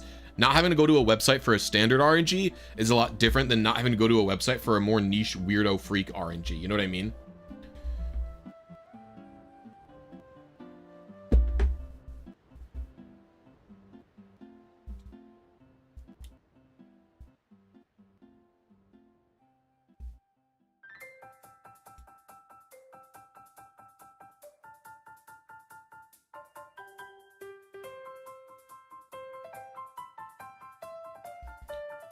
What I'm saying is, because in making these tools and working on the ideas for these tools, our goal has been to make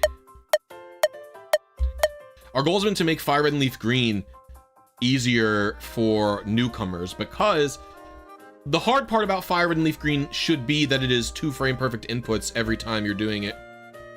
Not that you have to navigate the spreadsheet weirdly. And so it's like, if we just want more people doing this hobby, we should have this tool that integrates the spreadsheets into the backend.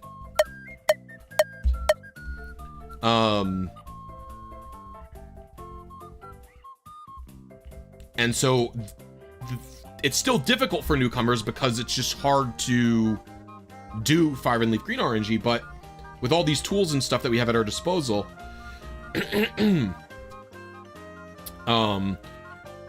this is a drastically more accessible manip than it would otherwise be. Now, TGTV is never going to be something that's accessible, and the more we understand about seeding, the less we're going to need to use TGTV. So TGTV is almost like dead and buried. I'm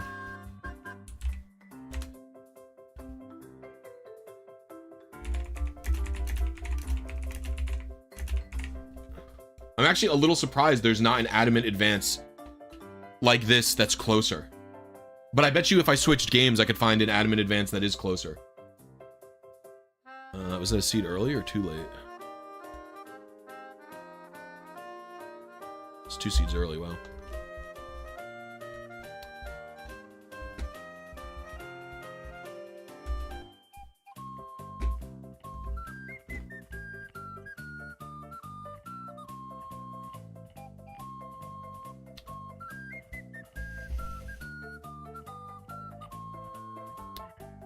So like our dream was like one of the best parts about the newer Eon Timer is that you can just do Fire Red and Leaf Green in it the normal way with frames. And the custom tab setting, like it's just perfect for it.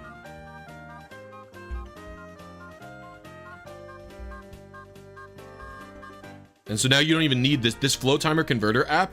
You literally don't even need this for Fire and Leaf Green basic RNG anymore. You simply do not need it. I got Zapdos already, yep.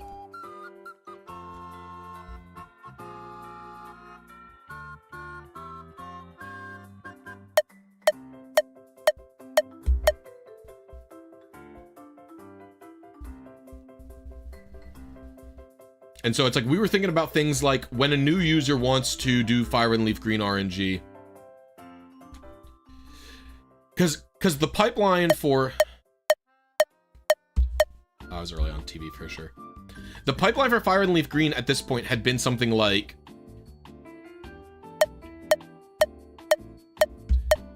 It had been something like Fire Red and Leaf Green was treated as if it was an extension of Ruby, Sapphire, and Emerald, where it was like, if you had mastered doing Emerald effectively, you can then move on to Fire Red and Leaf Green. And it should still probably be explained that way to people. But I'm sure there's plenty of people who don't have Emerald, and they want to get good Pokemon, and it's like, well, Fire Red, or they just want, like, Fire Red is basic Fire Red RNG, where you're just doing intro timer plus target advance. I do think that is somehow actually approachable for a newcomer, but the information and the programs and everything, they just have to be presented in an actual usable way. Because beforehand, someone would be like, oh, I want to RNG Zapdos. And then it's like, my guide is like, now open up the fucking spreadsheet. You know what I mean? And it's like, you have to navigate the spreadsheet, then you have to go to this different website and navigate this. And it does make it, it's not necessarily that even makes it harder for newcomers. It just makes newcomers like less inclined to want to do it because it's too many extra steps. And so building an ecosystem like this where it's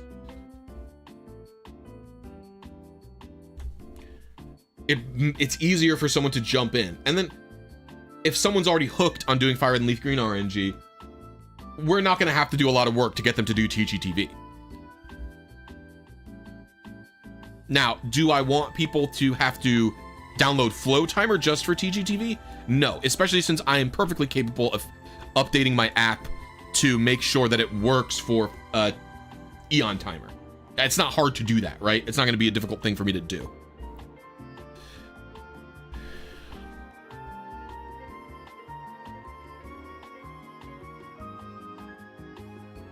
If you're doing it on 3DS, I believe it's currently recommended to use OpenAGB Firm.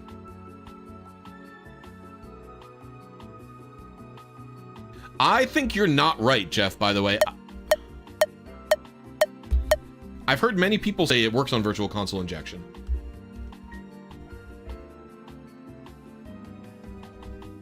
What is the problem with VC injection?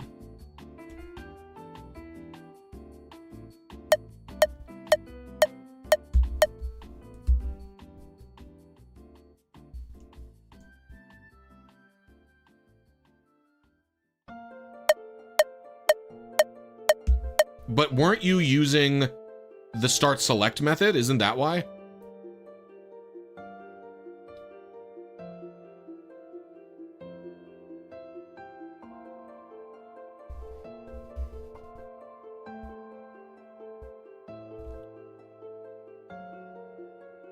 It's easier now, but are you doing the old steps helps you understand that you can troubleshoot what you have to?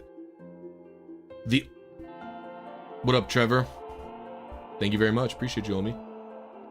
I mean, I don't think the old methodology adds much to a user's understanding of Fire Red and Leaf Green RNG. The methodology here is mostly the same.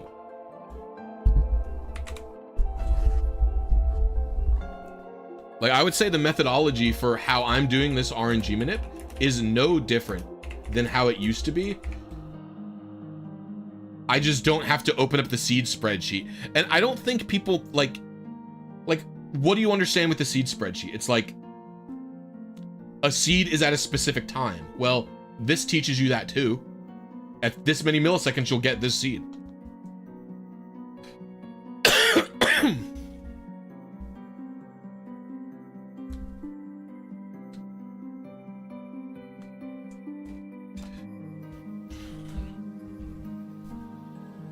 Minecraft movie.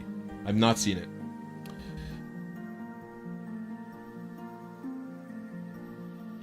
If Gen 3 gets released on Switch in an emulator, I will kill myself, because none of my tutorials for Fire Red and Leaf Green will work on them, because they will absolutely have different seeds. There is no way they will have this correct seeding. They just won't have it. And because they won't have it, it's like, well...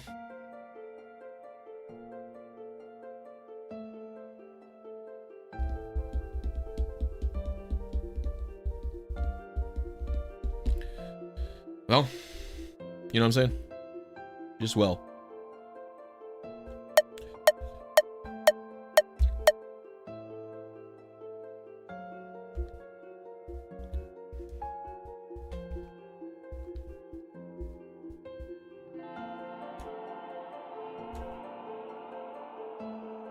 Jeff did all the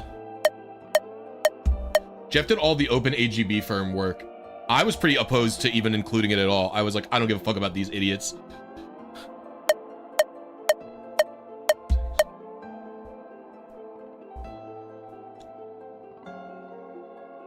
So Jeff did all the work confirming that OpenAGB firm worked correctly on 3DS.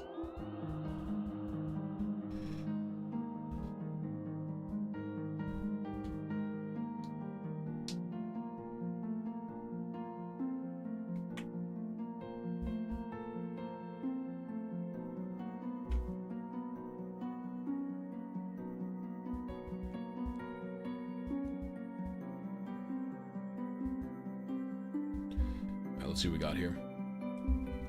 Well, the emeralds, emerald and ruby and sapphire wouldn't really work any difference on virtual console. Those games, there's no difference. Virtual console, VC inject, AGB firm, they're not going to work any different for ruby, sapphire, emerald. Those games will just work the same. If Gen 3 is sold and downloaded, I would probably have my bot farm seeds for fire. Luckily, GameCube controllers work on the Switch. So, and I would presume my GameCube controller will work on the Switch too. So, if for whatever reason they release Fire Red and Leaf Green on the Switch, I'll actually be able to farm seeds for it. It will work. Oh.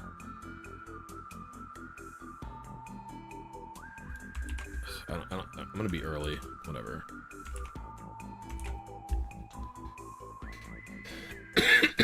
Ruby, Sapphire, and Emerald do not have any seeding issues.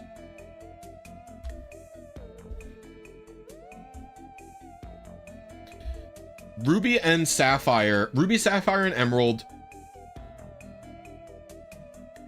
How do I say? Okay, the reason is Fire Red and Leaf Green's initial seeding is different than Ruby and Sapphire and Emerald. Ruby and Sapphire's initial seeding is based on date and time, which is supposed to use the game's internal battery. I think that's just a virtual console inject setting. You just said it's a dead battery for Ruby and Sapphire, and then in Emerald version, there's no seeding. They fucked up, and the init for the initial seed is always 0. So that doesn't matter. But for Fire Red and Leaf Green, seeding is determined from like on game boot until when you push a button on the title screen without doing anything. And so it's using an internal register of the CPU that is kind of finicky and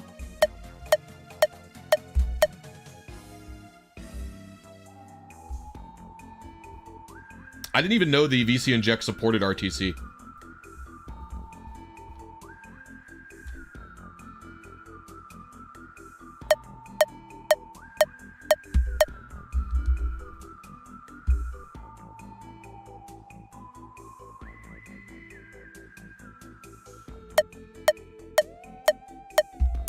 There would be no reason for painting RNG if you could easily manipulate the system clock.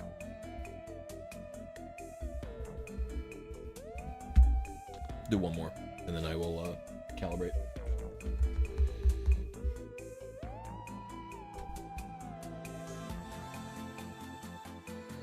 Now, gamers, we have 160 viewers here, but only 60 likes. If you guys are having a good time, please hit the like button. I would really appreciate it. It helps me out. It's free. I would love to get to 100 likes on this stream. And if you're feeling a little more generous and you want to become a channel member, that's only $1.99 a month. It's like a Twitch sub. You get a bunch of cool emotes. You get a bunch of behind the scenes content. I have some members only videos and streams that you can watch, and you get access to a members only chat in my Discord. You also get access to my videos at least one day early. Or you could just drop a super chat if you wanted.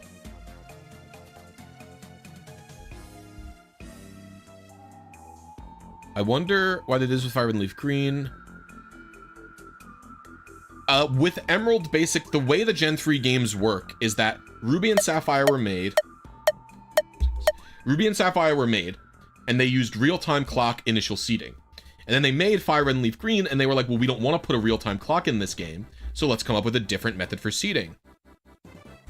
And then when they made Emerald version, they built that on top. They built that on top of Fire Red and Leaf Green. Now the problem with that is that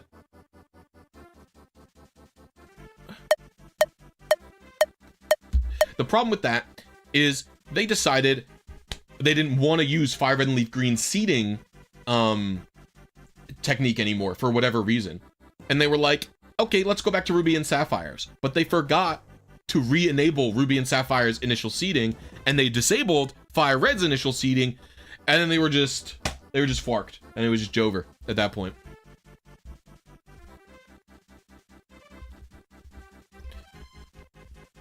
Very W, Patrick. I will have a great time if you stream Colo XD on Switch too. I don't know, maybe I will, maybe I won't. If there's transfer out, I'll probably do some streams with it, but if there's not, then I won't. In fact, it would be very awesome to do that because, no, they'd probably disable save states in it. I was gonna say, if they don't disable save states, I'm fucking locked the fuck in. You could just get a good seed and then save state that good seed and do as many attempts as you want. Oh, that'd be so nice. Could you imagine being able to just rip Raikou attempts like 6 times consecutively? It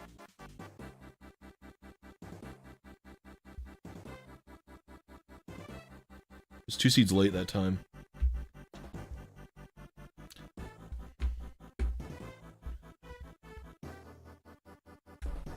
If Emerald comes to the Switch, will the glitches still work? I have a question for you, Omer. Why is that like a question that you would ask me? Like, I can't see the future. I don't work for Nintendo.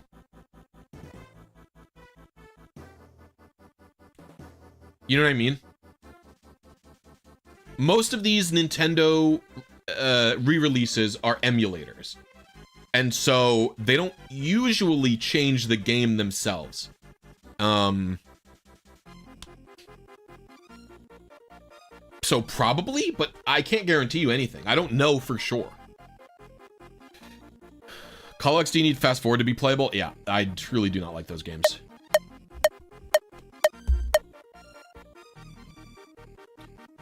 Yeah, RBY and GSC had all the glitches they usually would have.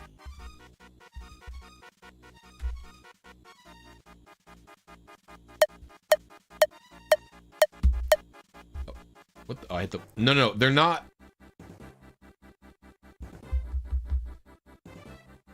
How do you know I'm making his team mediocre, God?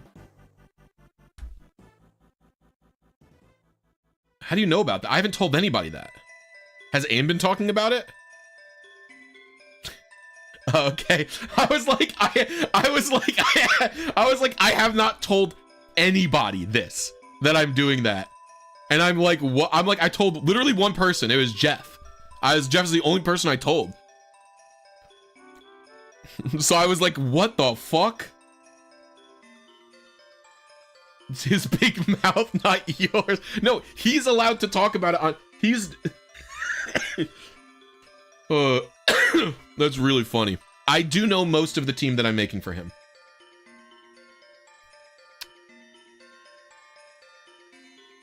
No. So the games, if they are, if Gen 3, Gen 4, Colo XD are released to Switch, they are not ports. You misunderstand. I mean, I guess it depends on what your term port is, but they are not ports. Because the game is not natively running on that hardware.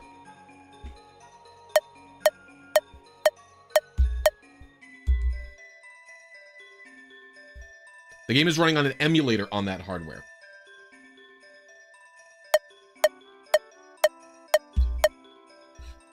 Well, I'll be right back.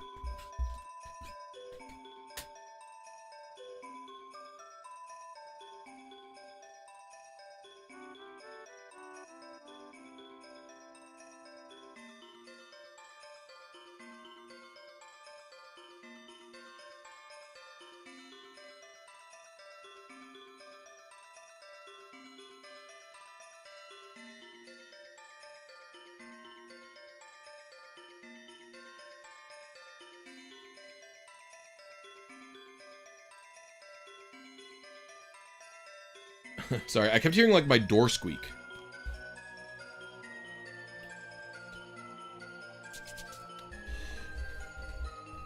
Wasn't there a bug patch for Emerald that got patched by... no, it's... Okay, a lot of people misunderstand what the berry fix was and why it was not a patch. And because... So a lot of people, when I first did the e-reader stuff for Emerald version, they were like, oh my god, can you patch Emerald just like how they patched the berry glitch in Ruby and Sapphire? But in reality, right? The berry glitch is a glitch that when your console hits a certain date and time, berries do not grow for until like a year has passed or something, right? So what the berry fix does is it adjusts Ruby and Sapphire's date and time to be past the point where the berry glitch can happen. So it just changes the clock to fix the berry glitch. In fact, if you have a berry fixed Ruby and Sapphire, and then you start a new game and save it, the berry glitch actually comes back. It will return.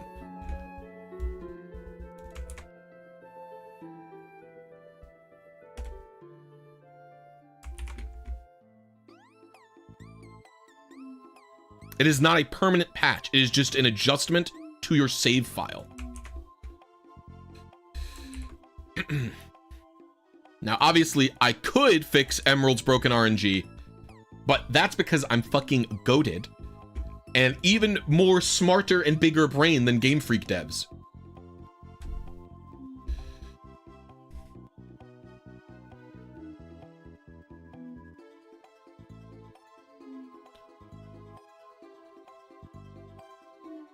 Well, Jeff, are you testing AGB Firm on a new 3DS? Have you checked to see if it's different on an old 3DS? Or an old 2DS? Because those consoles are definitely laggier.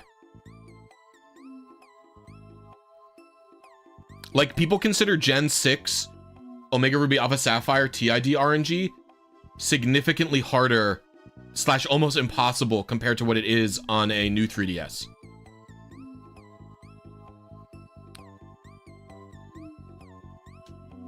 I did get the Zapdos.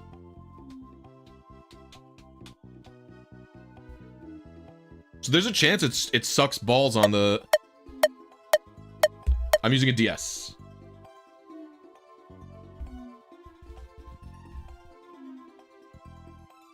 What is this song? I'm kind of into it.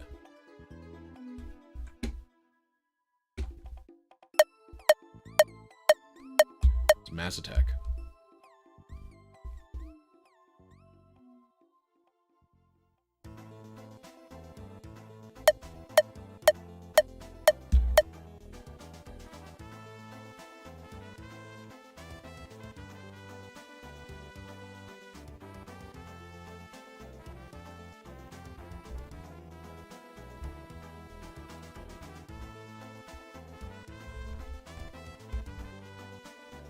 A new PR for Jeff to do.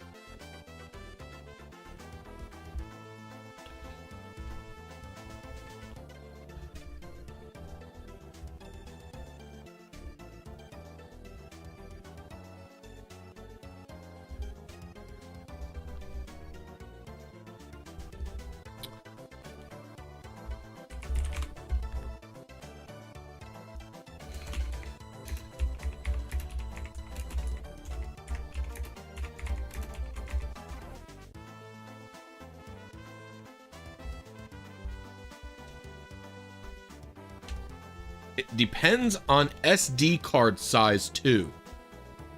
Wouldn't it not depend on SD card size, but the SD card read-write speed?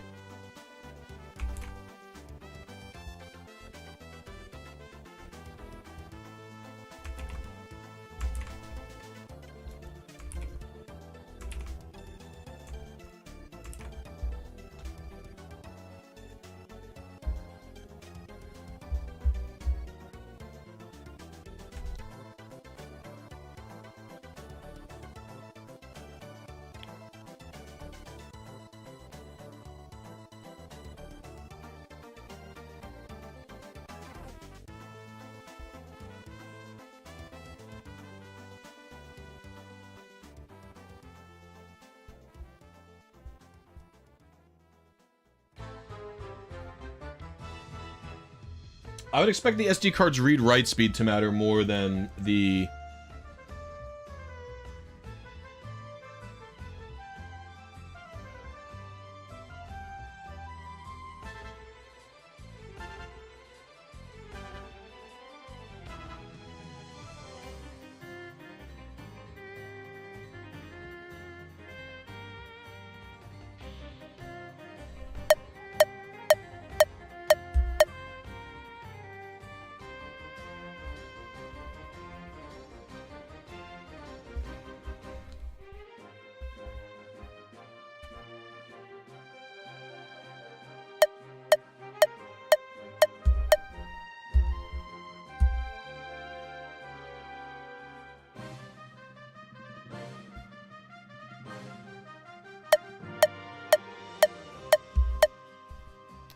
The Switch 2 having those new SD cards, I don't think is going to matter as much as people think, right? Whenever a company does something like that, what it means is it sucks for early adopters, but it's actually going to be really good for people who buy the console later. You know what I mean? So like, if you're a Switch 2 early adopter, it's going to stink because you're going to have to buy these new SD cards that are too expensive. But if you buy the Switch 2 2 years from now, a year and a half from now, those SD cards, I guarantee you, are going to be the new standard. They're going to be fucking everywhere. And so, the answer is, as always, don't be an early adopter of anything. There's no reason for you to be an early adopter.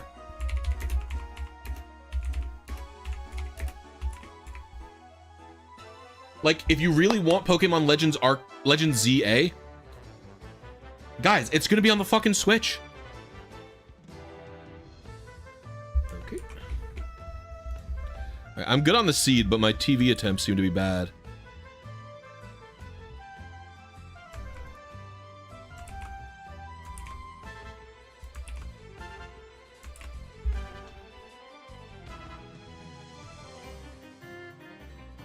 I would expect the next new region game to be a Switch 2 exclusive. I would expect that, yeah.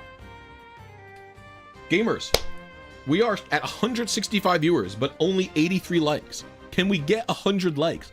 Please, I'm begging you. I just want likes.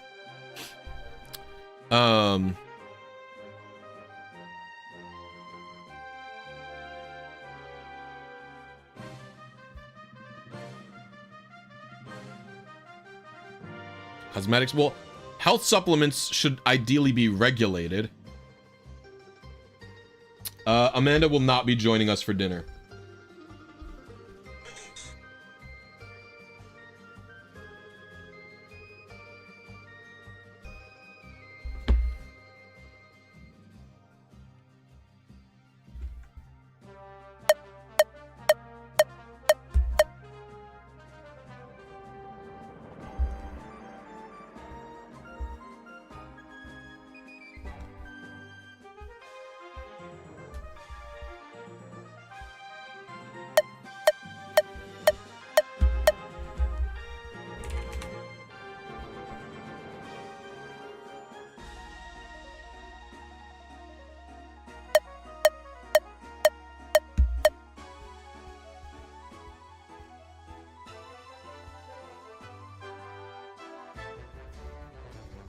I do not and have never cared about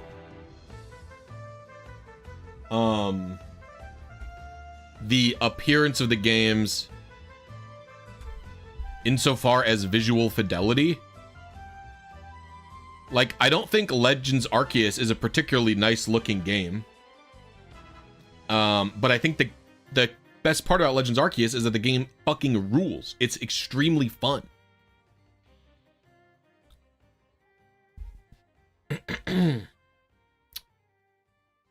And it works, and it's like not laggy. So like Scarlet and Violet, I don't care if Scarlet and Violet looks good visually or not or whatever. I think that the game is not functional.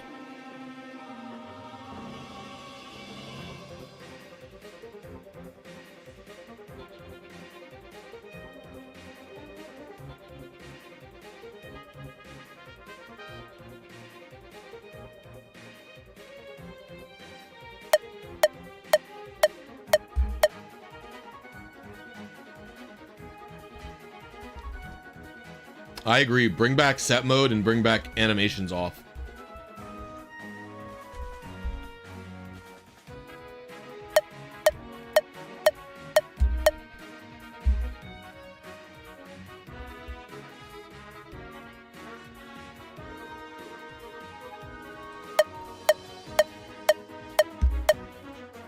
I think you can do Pokemon in 3D and you can do it well, and I think Game Freak has done it well in the past. I actually think Scarlet and Violet is a pretty good job of making the Pokemon less generic in the games. It was probably at its worst in... It's probably at its worst in Sword and Shield or Sun and Moon is when the Pokemon looked really awful in battle. But, like, you have to remember, what was before 3D? It was like Pokemon not moving. Like there was literally less animation.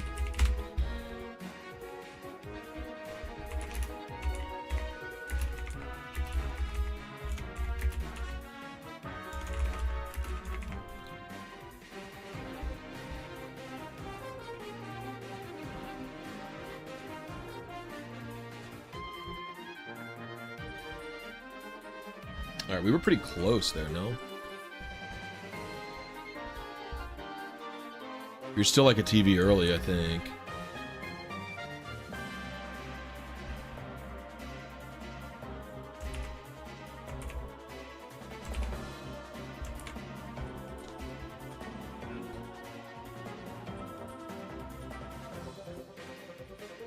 Yeah, I'll have shrimp pad thai.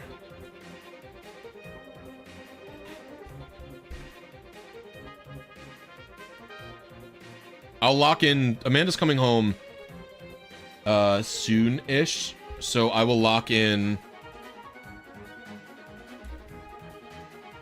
my arrival time, but I would expect 5-ish, 5:30 for me. Spice tolerance level? Pretty low. It's not 0.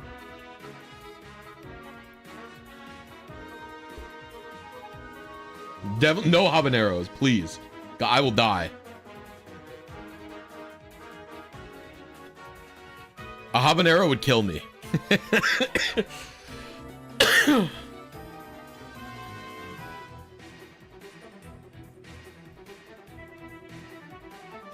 Well, we met online and became friends in real life. I believe Aim and Blunder were exactly the same.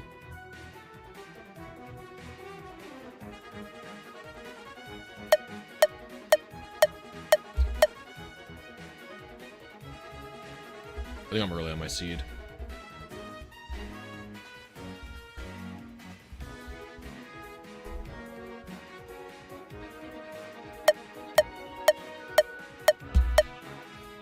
No, I've had a cough for a little while now. It's slowly getting better over time. I got sick and had a really bad cough, and then I think that like transitioned into post-nasal drip into allergies, into like the double whammy. So I have like, I've constantly had like something in the back of my throat type feeling. what I'm saying?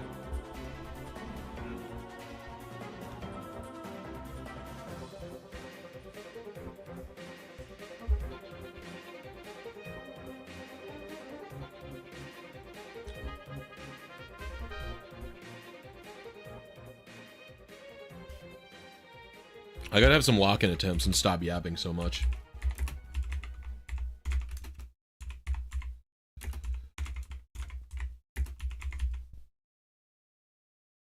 Nature's wrong.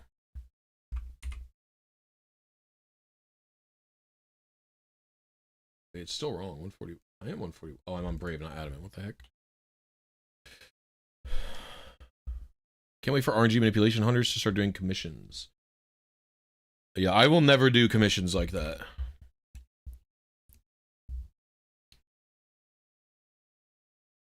I'm like pretty opposed to it. I think that's the bad timeline. Actually, I'll be right back. I have to fix the door for my wife.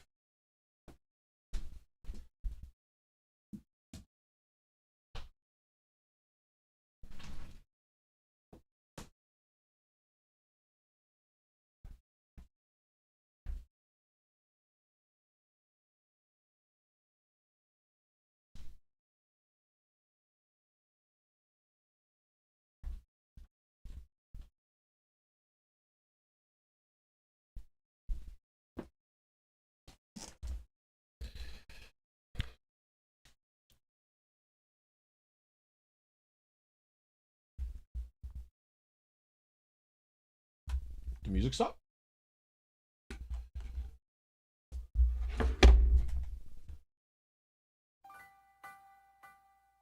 I don't know if I want Pokemon music.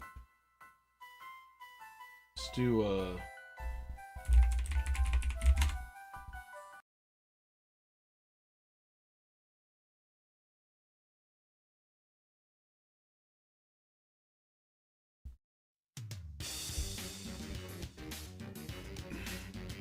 it's more because of strict hacks in VGC and I want unique Pokemon to play with. Yeah, so then my answer would be do it yourself. There's you know, there's no shortage of people. This is Greenhorn Forest. You can absolutely make Pokemon that pass hack checks. Yeah, it's not hard at all. It's really not difficult to make a Pokemon that passes a hack check, by the way.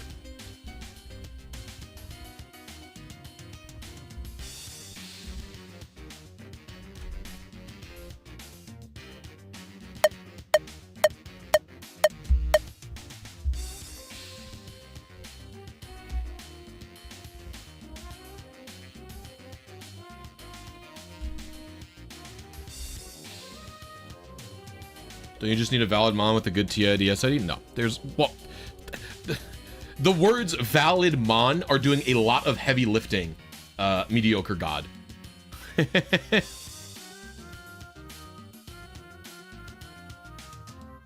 Very W, lazy boy.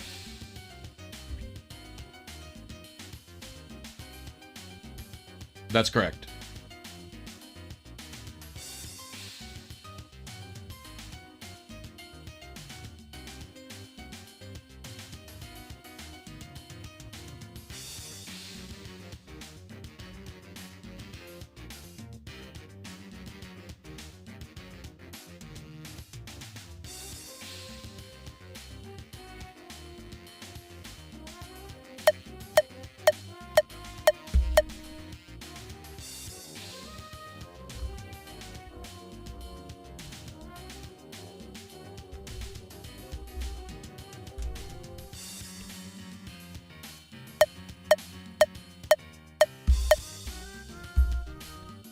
Actually, basically all of the DQs at Worlds in 2023 were from trainer ID. Actually, trainer name checks.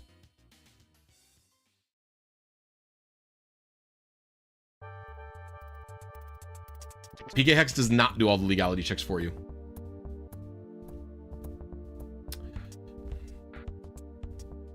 You can also get in trouble for being an idiot.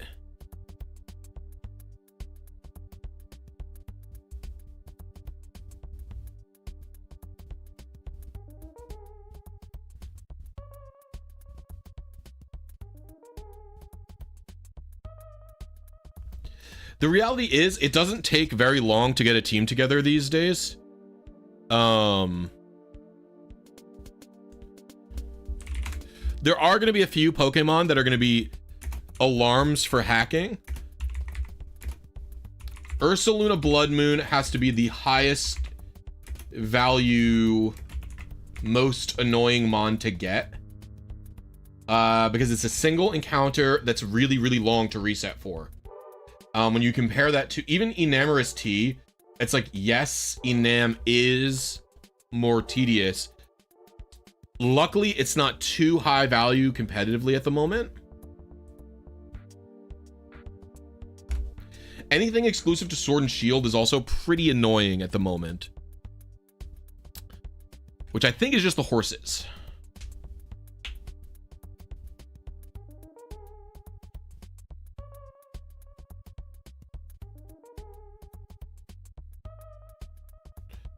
Well, oftentimes you don't always want the same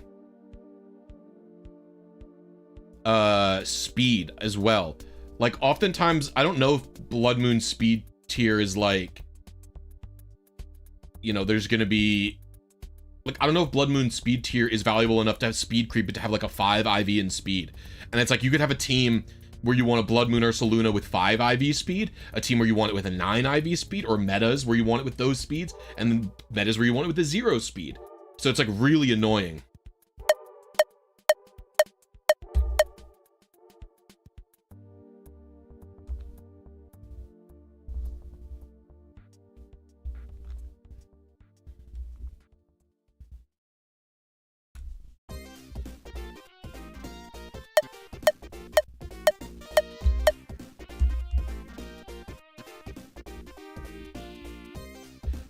It's so insane.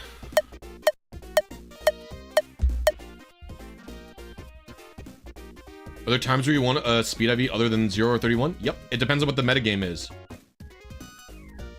I think anyone who says Hydrosity fucking looks like Megamind. Big ass, bald ass, blue ass head. Hydrosity saying ass motherfuckers.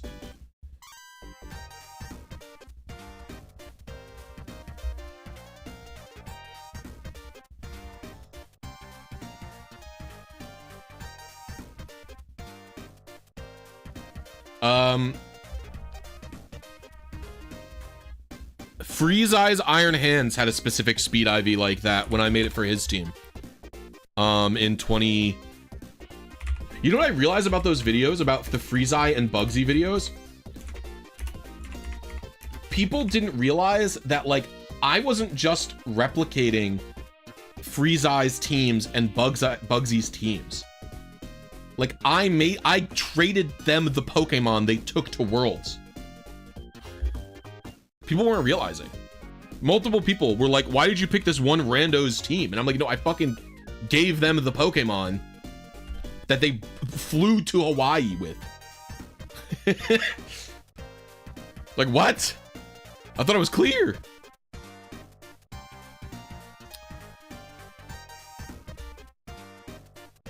If you qualify for Worlds, would you make your team? Maybe. I usually put out a feelers around Worlds time. I prefer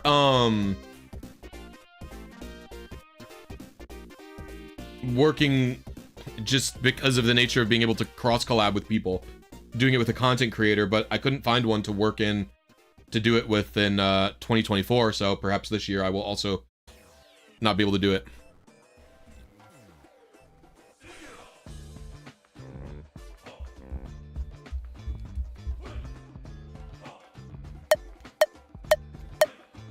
You don't have a year, you have like 4 months.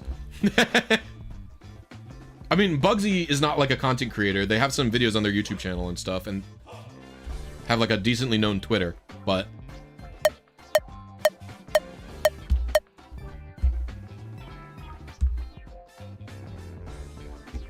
this is Ultra Jungle from Ultra Sun and Ultra Moon.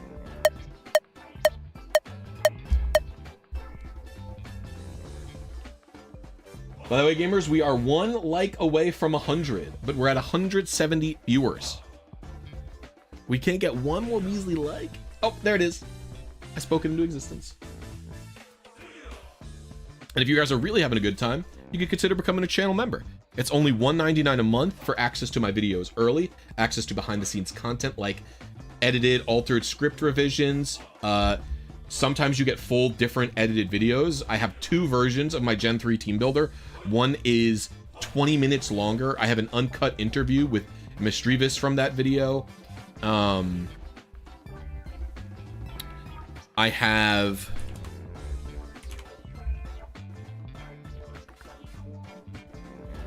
you get access to a special chat in my Discord. You get access to a bunch of emoji that you can spam in stream. If any current channel members want to peep those, spam them if you would like.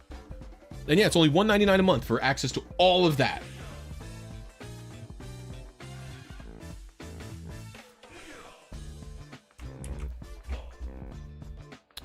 I was pretty close, wasn't I? Oh, I was 1 late. This is exactly 1 late. Motherfucker.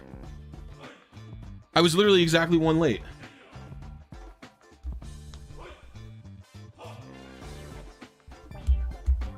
My favorite is the Chadots.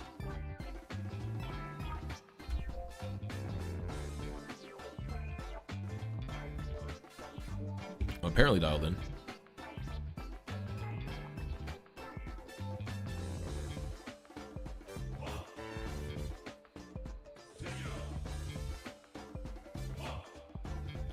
Yeah, I also really like the sweating Totodile, the Monka Toto.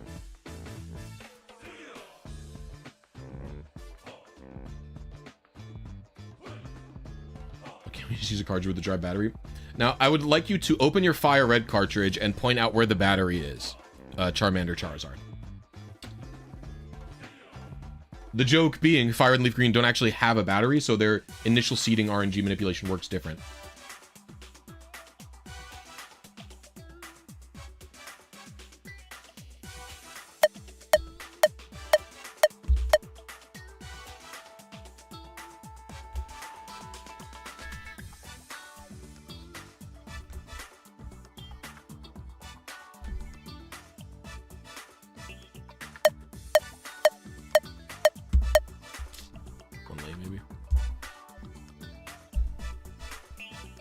What would they even use the battery for? I guess they would use SRAM saving. A repo that saves to the battery like the Game Boy Color games did.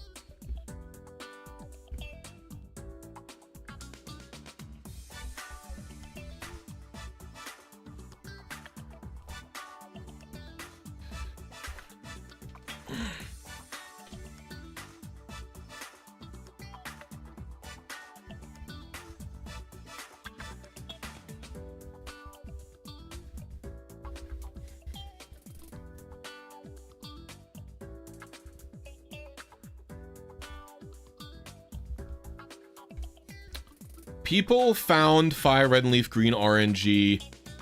The original technique for Fire Red and Leaf Green RNG was a little bit different. The way we did it was we first found out what seed we were on. It's actually identical to XY Omega Ruby Alpha Sapphire, if you're familiar with those, where you received a Pokemon, checked what your seed you were on, and then subsequently from that seed you would investigate.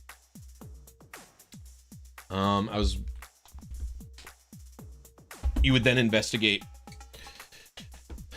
what was going on. You can actually see the process of people testing out how seeding worked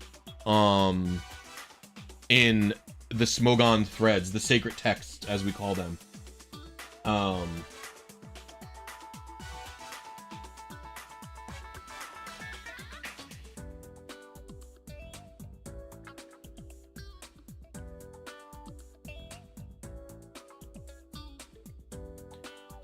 You could watch out. I forget who did it. I think it was one of the people who made RNG Reporter. Like Omega Donut or something. Oh, I can't remember who did it. But the original technique was they would like mash through the intro and then hit A. Like you'd have to hold A at a specific time to get your cluster of seeds. And then I think it was Japanese players realized that if you let the intro play out, it's much more stable what seeds you're going to be getting. And then through emulator testing, people realized that people realized that the seeds are actually the same, like every visual frame. They're consistent, but then they weren't consistent across emulator versus real hardware, and so people started building bots to farm them on real hardware, which is what I did.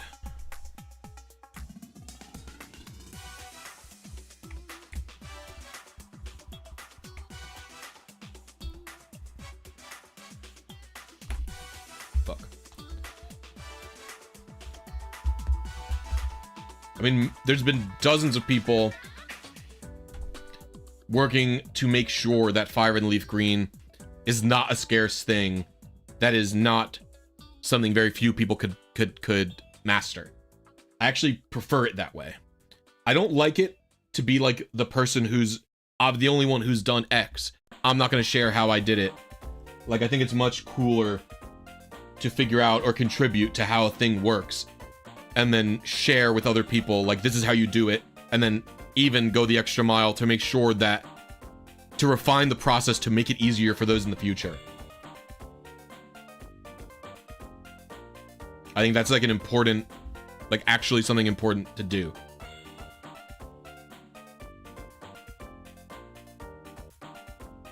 Oh, I know people used to think that way.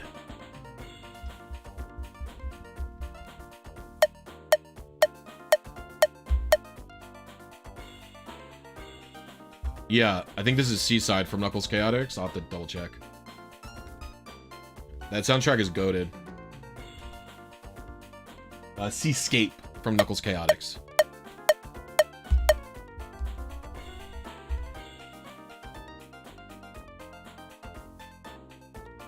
Blurring the PID type beat.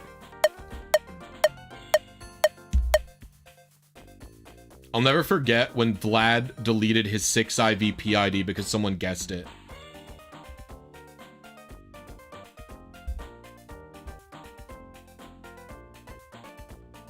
That shit will crack me up for the rest of time, I think.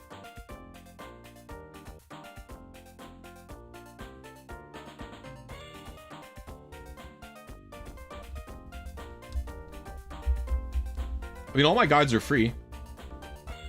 I don't think I'll ever make members-only tutorials or anything like that.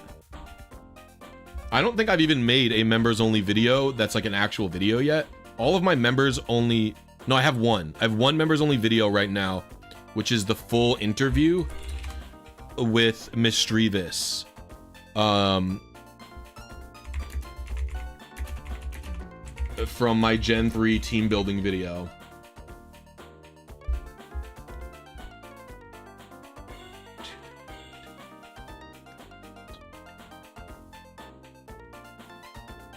Oh, I thought there was an error in here. There's not. Okay. I will be back in a moment.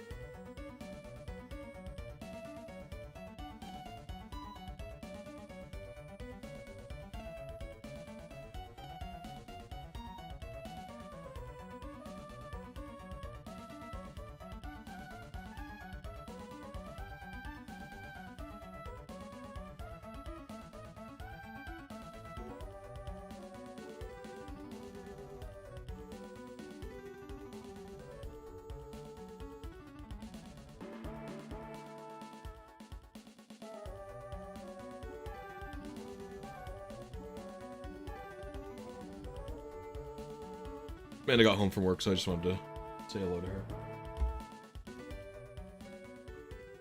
Alright. Let's continue, goobers. I was so late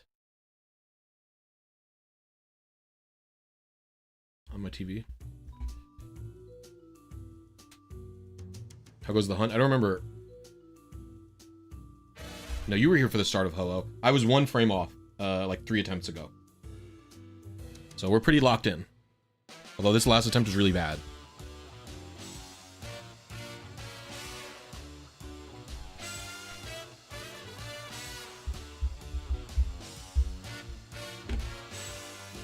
Budokai 3 OST is goated.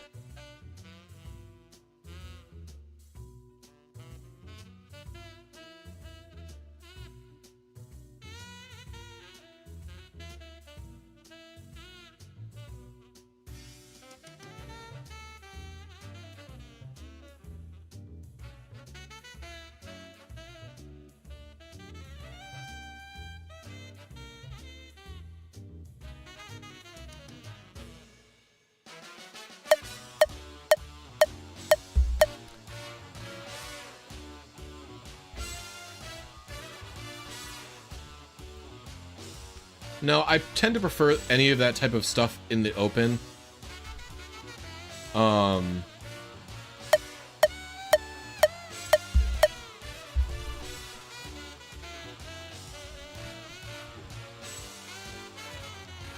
I tend to prefer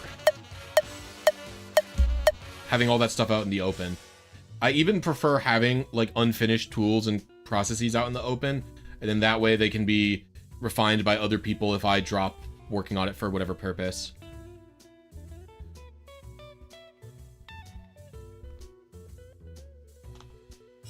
That would be very... Dude, that would also make resets a lot faster for regular shiny hunters. I'm gonna go ahead and answer my own question. It'd be sick. That's... Your icon is so familiar. Do you make YouTube videos or something?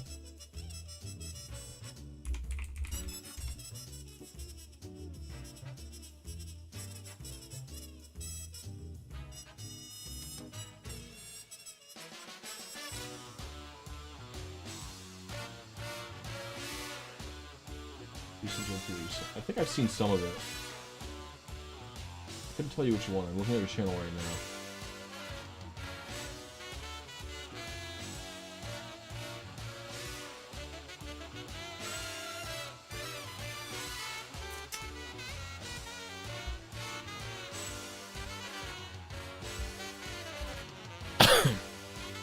Message you a question. Oh. That makes sense. Right, because you wanted to make videos, like FSG style recordings of shit, right? That's what you wanted to do.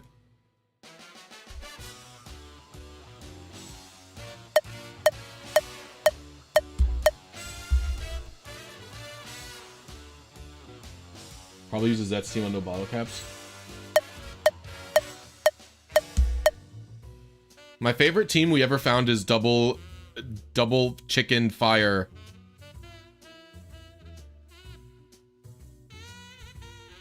That guy is so based. He just posted a random team with no dialogue in an RMT thread on Smogon. It got locked frame 1. Jeff and I found it, and the team's actually pretty good. Oh, it's very funny. I use it a ton.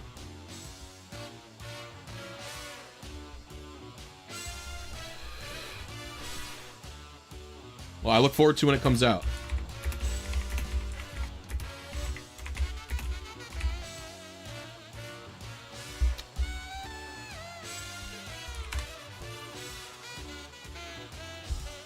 All right, thank you very much. Yeah, we got Zapdos already. Got Zapdos. We're doing for the 2 TGTVs in 1 stream angle. Can it be done? Mayhaps.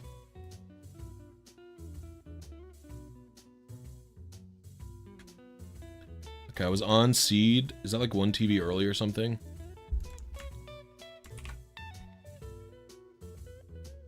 That's like that's 2 TVs late. I'll adjust. I don't know if I'm gonna adjust. I'll adjust. I already put the numbers in.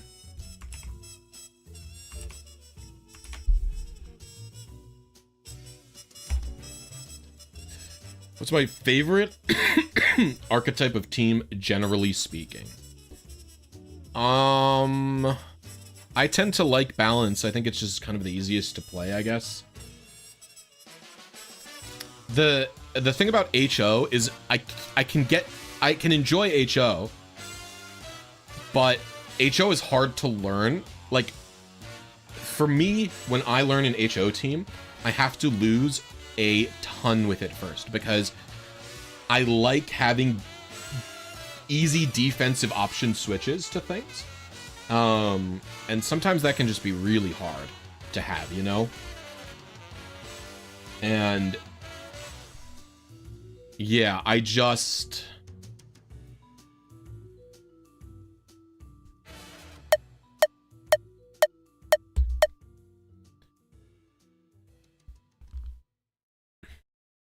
So sometimes HO can feel very difficult, but what ends up happening with me with HO anyway is... Wait, oh, wrong thing, oh my gosh. What happens with me with HO is you slowly realize the offensive switches that you can make in scenarios. But for some reason, I can never ping the offensive switches from team preview. I have to lose a million times with the team and know which Pokemon can offensively switch into which other Pokemon, right? That's what I end up having to do. No, this is Ratchet and Clank.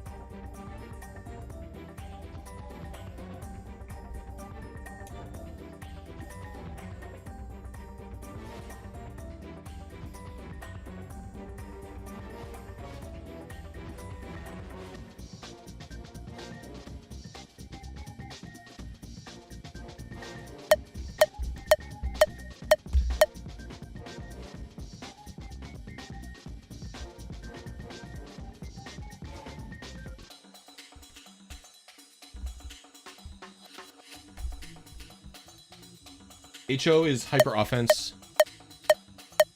It's an archetype of an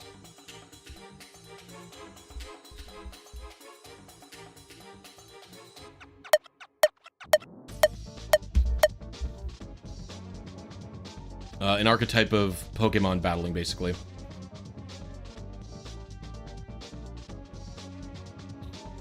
Sly, Ratchet, Jack. I'm a Jack and Daxter fan myself.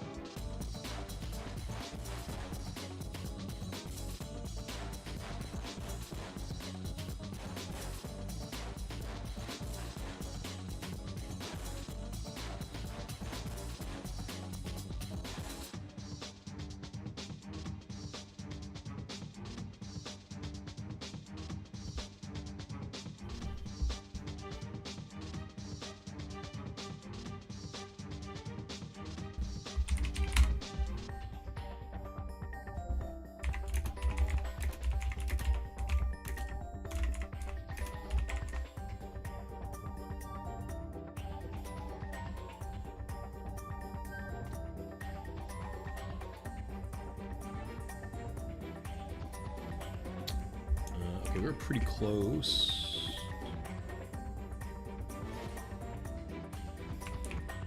It's one TV early, I think.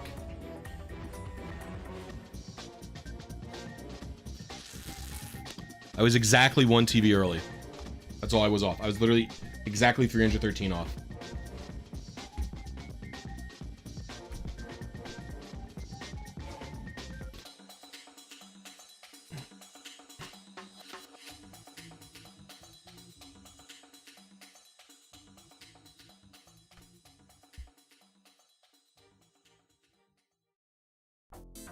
No, I played RuneScape when I was younger.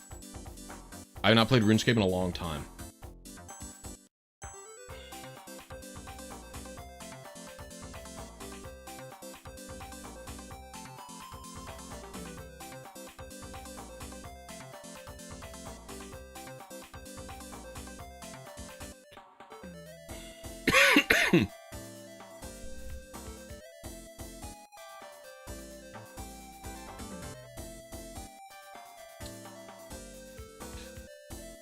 If you don't have Bank, then it's Scarlet and Violet.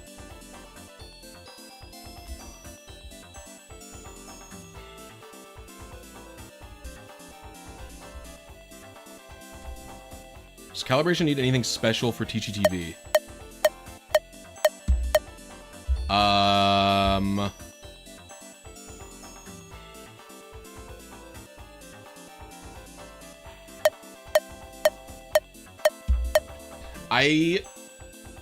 You would need a fully separate TGTV mode.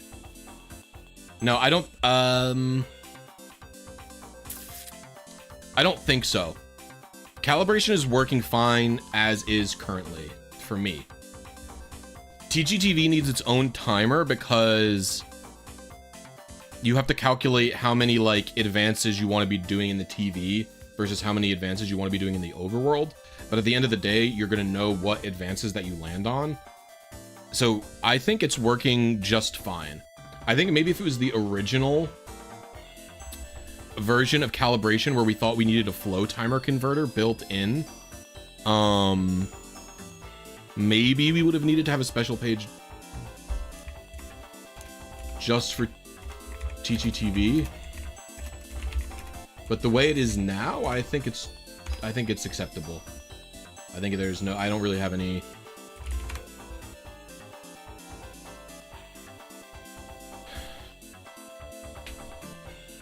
I would think a plus minus TCTV box would check only events where TV. Well, what do you mean?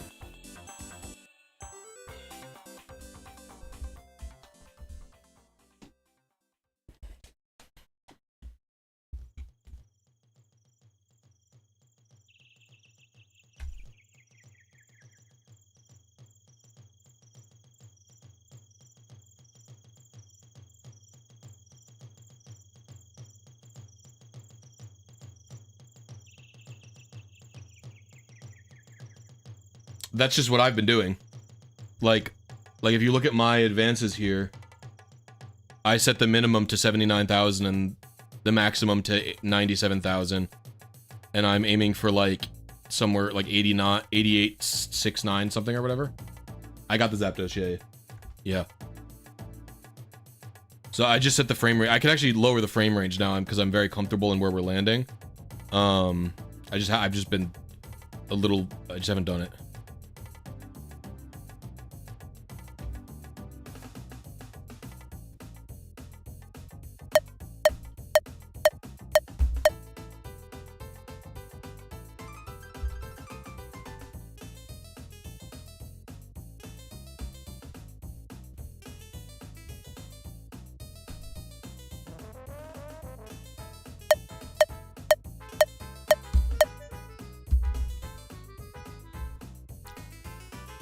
In general, I'm more of a fan of having the advances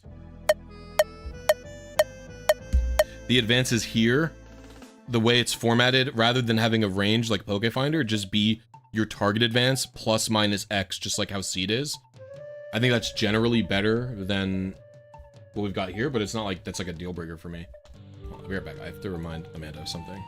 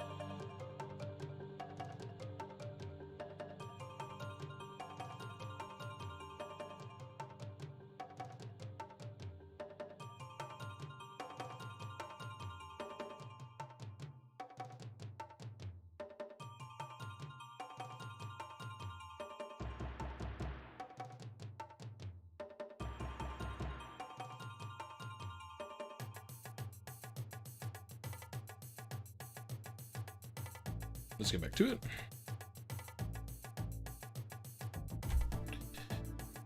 Okay, let's see. Like, TGTV is only going to near multiples of 313 away from when you enter the TV, right? We don't...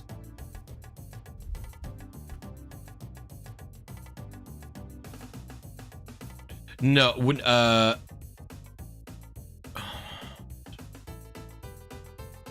when you enter the TV, it does advance by 313, but then eventually you exit the TV. So the setup that I have is, if you look in here, I'm spending 1,500 advances outside of the TV. And your entry point for the TV is not the same every single time. It's not consistent.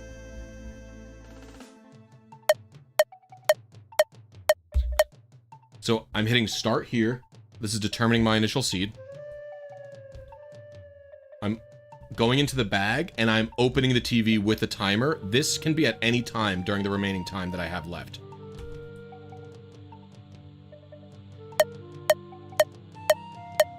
That was a frame perfect close. Now it's no longer going 313 each. And now I go.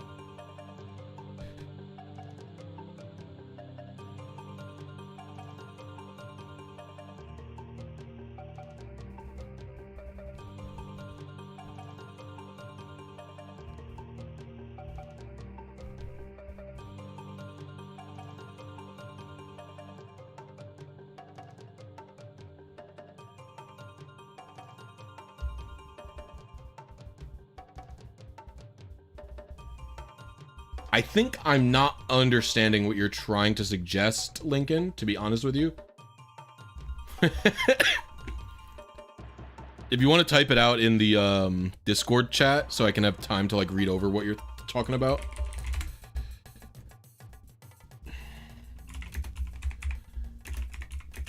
See, this is what happens when people think you're intelligent, folks. They talk to you like you know what's going on, when actually I'm a fool. Like, if you spend X frames outside TTV and N frames in TV, you're already going to end up near X plus 313N. Yes.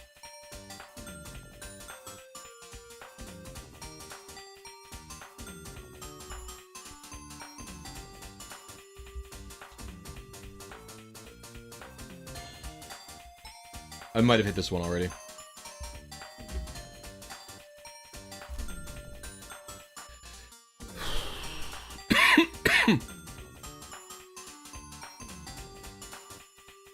I'm not sure if that's required though, because you can, once you dial in your TV attempts, you really can set up like, it's just like a 5,000 advance range, honestly.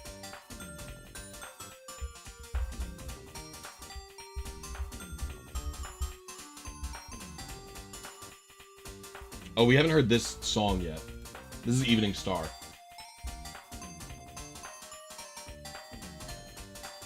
I don't know. I don't really collect Pokemon trading cards.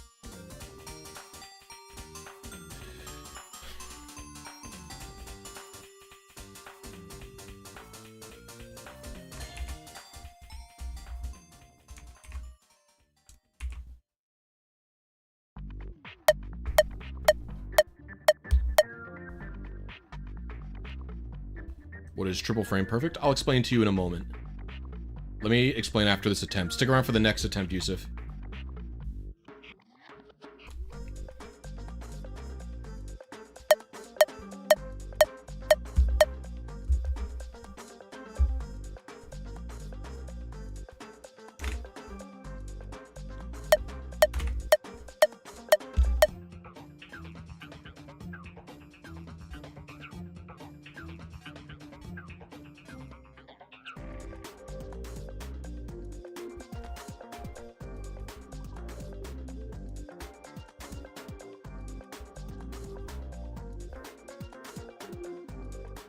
That's kind of similar to how I got Pokemon Diamond.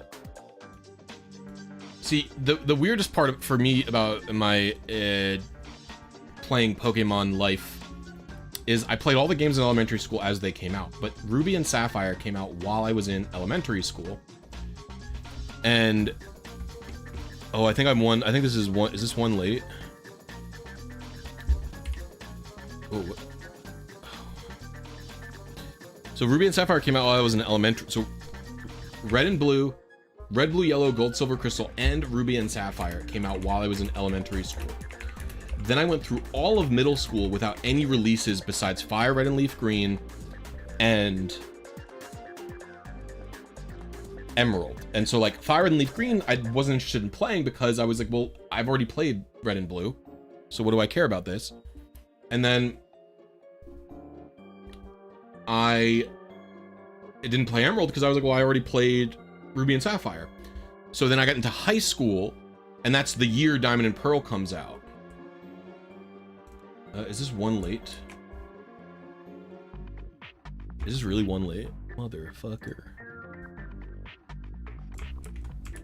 I hit exactly one late. On seed.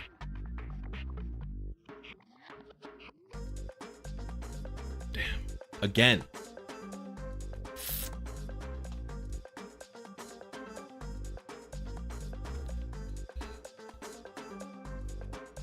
Okay, so here's how it works. So we're gonna start this timer at the same time as I start the GBA game. So you see the 80-second timer is counting down. This is gonna beep at around like 30 seconds. And when I hit start to continue past the title screen, that is a frame perfect input. And what a frame perfect input is, each time the game re-renders a screen frame, really what a game is, it's like a bunch of moving pictures. It's like a movie. It's 60 frames per second are going. So I have to hit start in 1/60th of a second timing in order to get the initial seed that I want, which is the starting point for the game's randomness. And the initial seed is just determined sort of time-based when I push A or hit start here, right? After that, I'm gonna have to close the TGTV at the same time, and I'll explain why once I load into the game. So we're hitting start here. Now I'm going to continue into the game and I'm going to open the TGTV. The TGTV causes the RNG to move 313 times the usual speed. And so I have to close it frame perfectly, again, 1/60th of a second timing, so that I could sort of fast forward the RNG to get to a Pokemon that would otherwise be much, much farther away. And then the final one is actually encountering Ho-Oh. It's another 1/60th of a second input. Again, so 1/60th of a second, that is 16 milliseconds in terms of how long I have for each attempt. Yo, Yusuf, thank you for the membership. Welcome to Happy Knee. I appreciate you. Everybody show Yusuf some Blisy love if you have the emote. So that's what I mean by saying triple frame perfect. It's kind of hard in 80 seconds to explain the concept of a frame perfect input. But yeah, frame perfect input is just hitting the button at the right time, and it's really short amount of time. Again, it's 1/60th of a second. Really, it's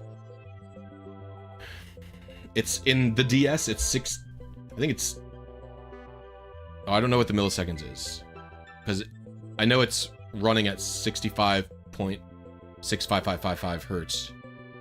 I don't know what each individual frames is, but each individual frame is like a 16 milliseconds.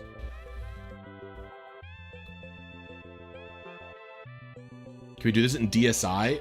You can't play Fire Red in a DSi. Is really your main problem there. Diamond, Pearl, and Platinum RNG is not at 60 frames per second. Diamond, Pearl, Platinum RNG is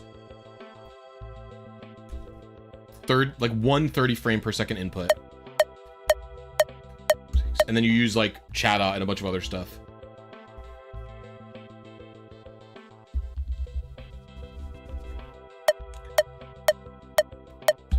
Here we go. This song is quite good. Oh! Wow, really?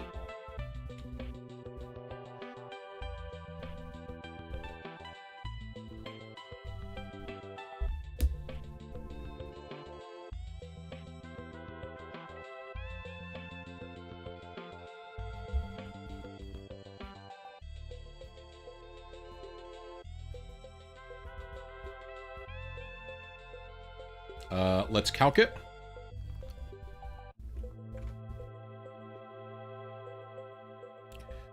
Win 228, 152, 146, 242, 152.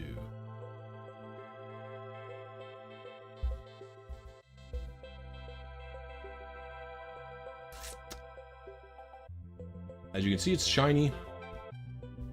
I don't have this, but IVs are all perfect. You can see the IVs here actually, but it's actually 31 in everything.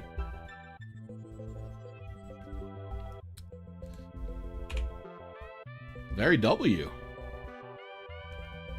We're actually just gonna save the game.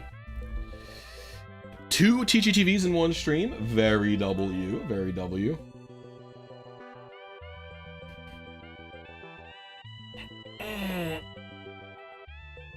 Can I do a 3 p? No, it's 3 p.m. I'm actually done for the day. There's a 3-hour stream. Appreciate everyone who was here today for this. I appreciate all of the channel members and support that I got today. Maybe I'll do Lugia tomorrow. I'll probably do some other stuff tomorrow. We'll see about what's going on for tomorrow. Yeah, thank you for all the memberships. Thank you for all the super chats. I appreciate everybody, and I will see you later.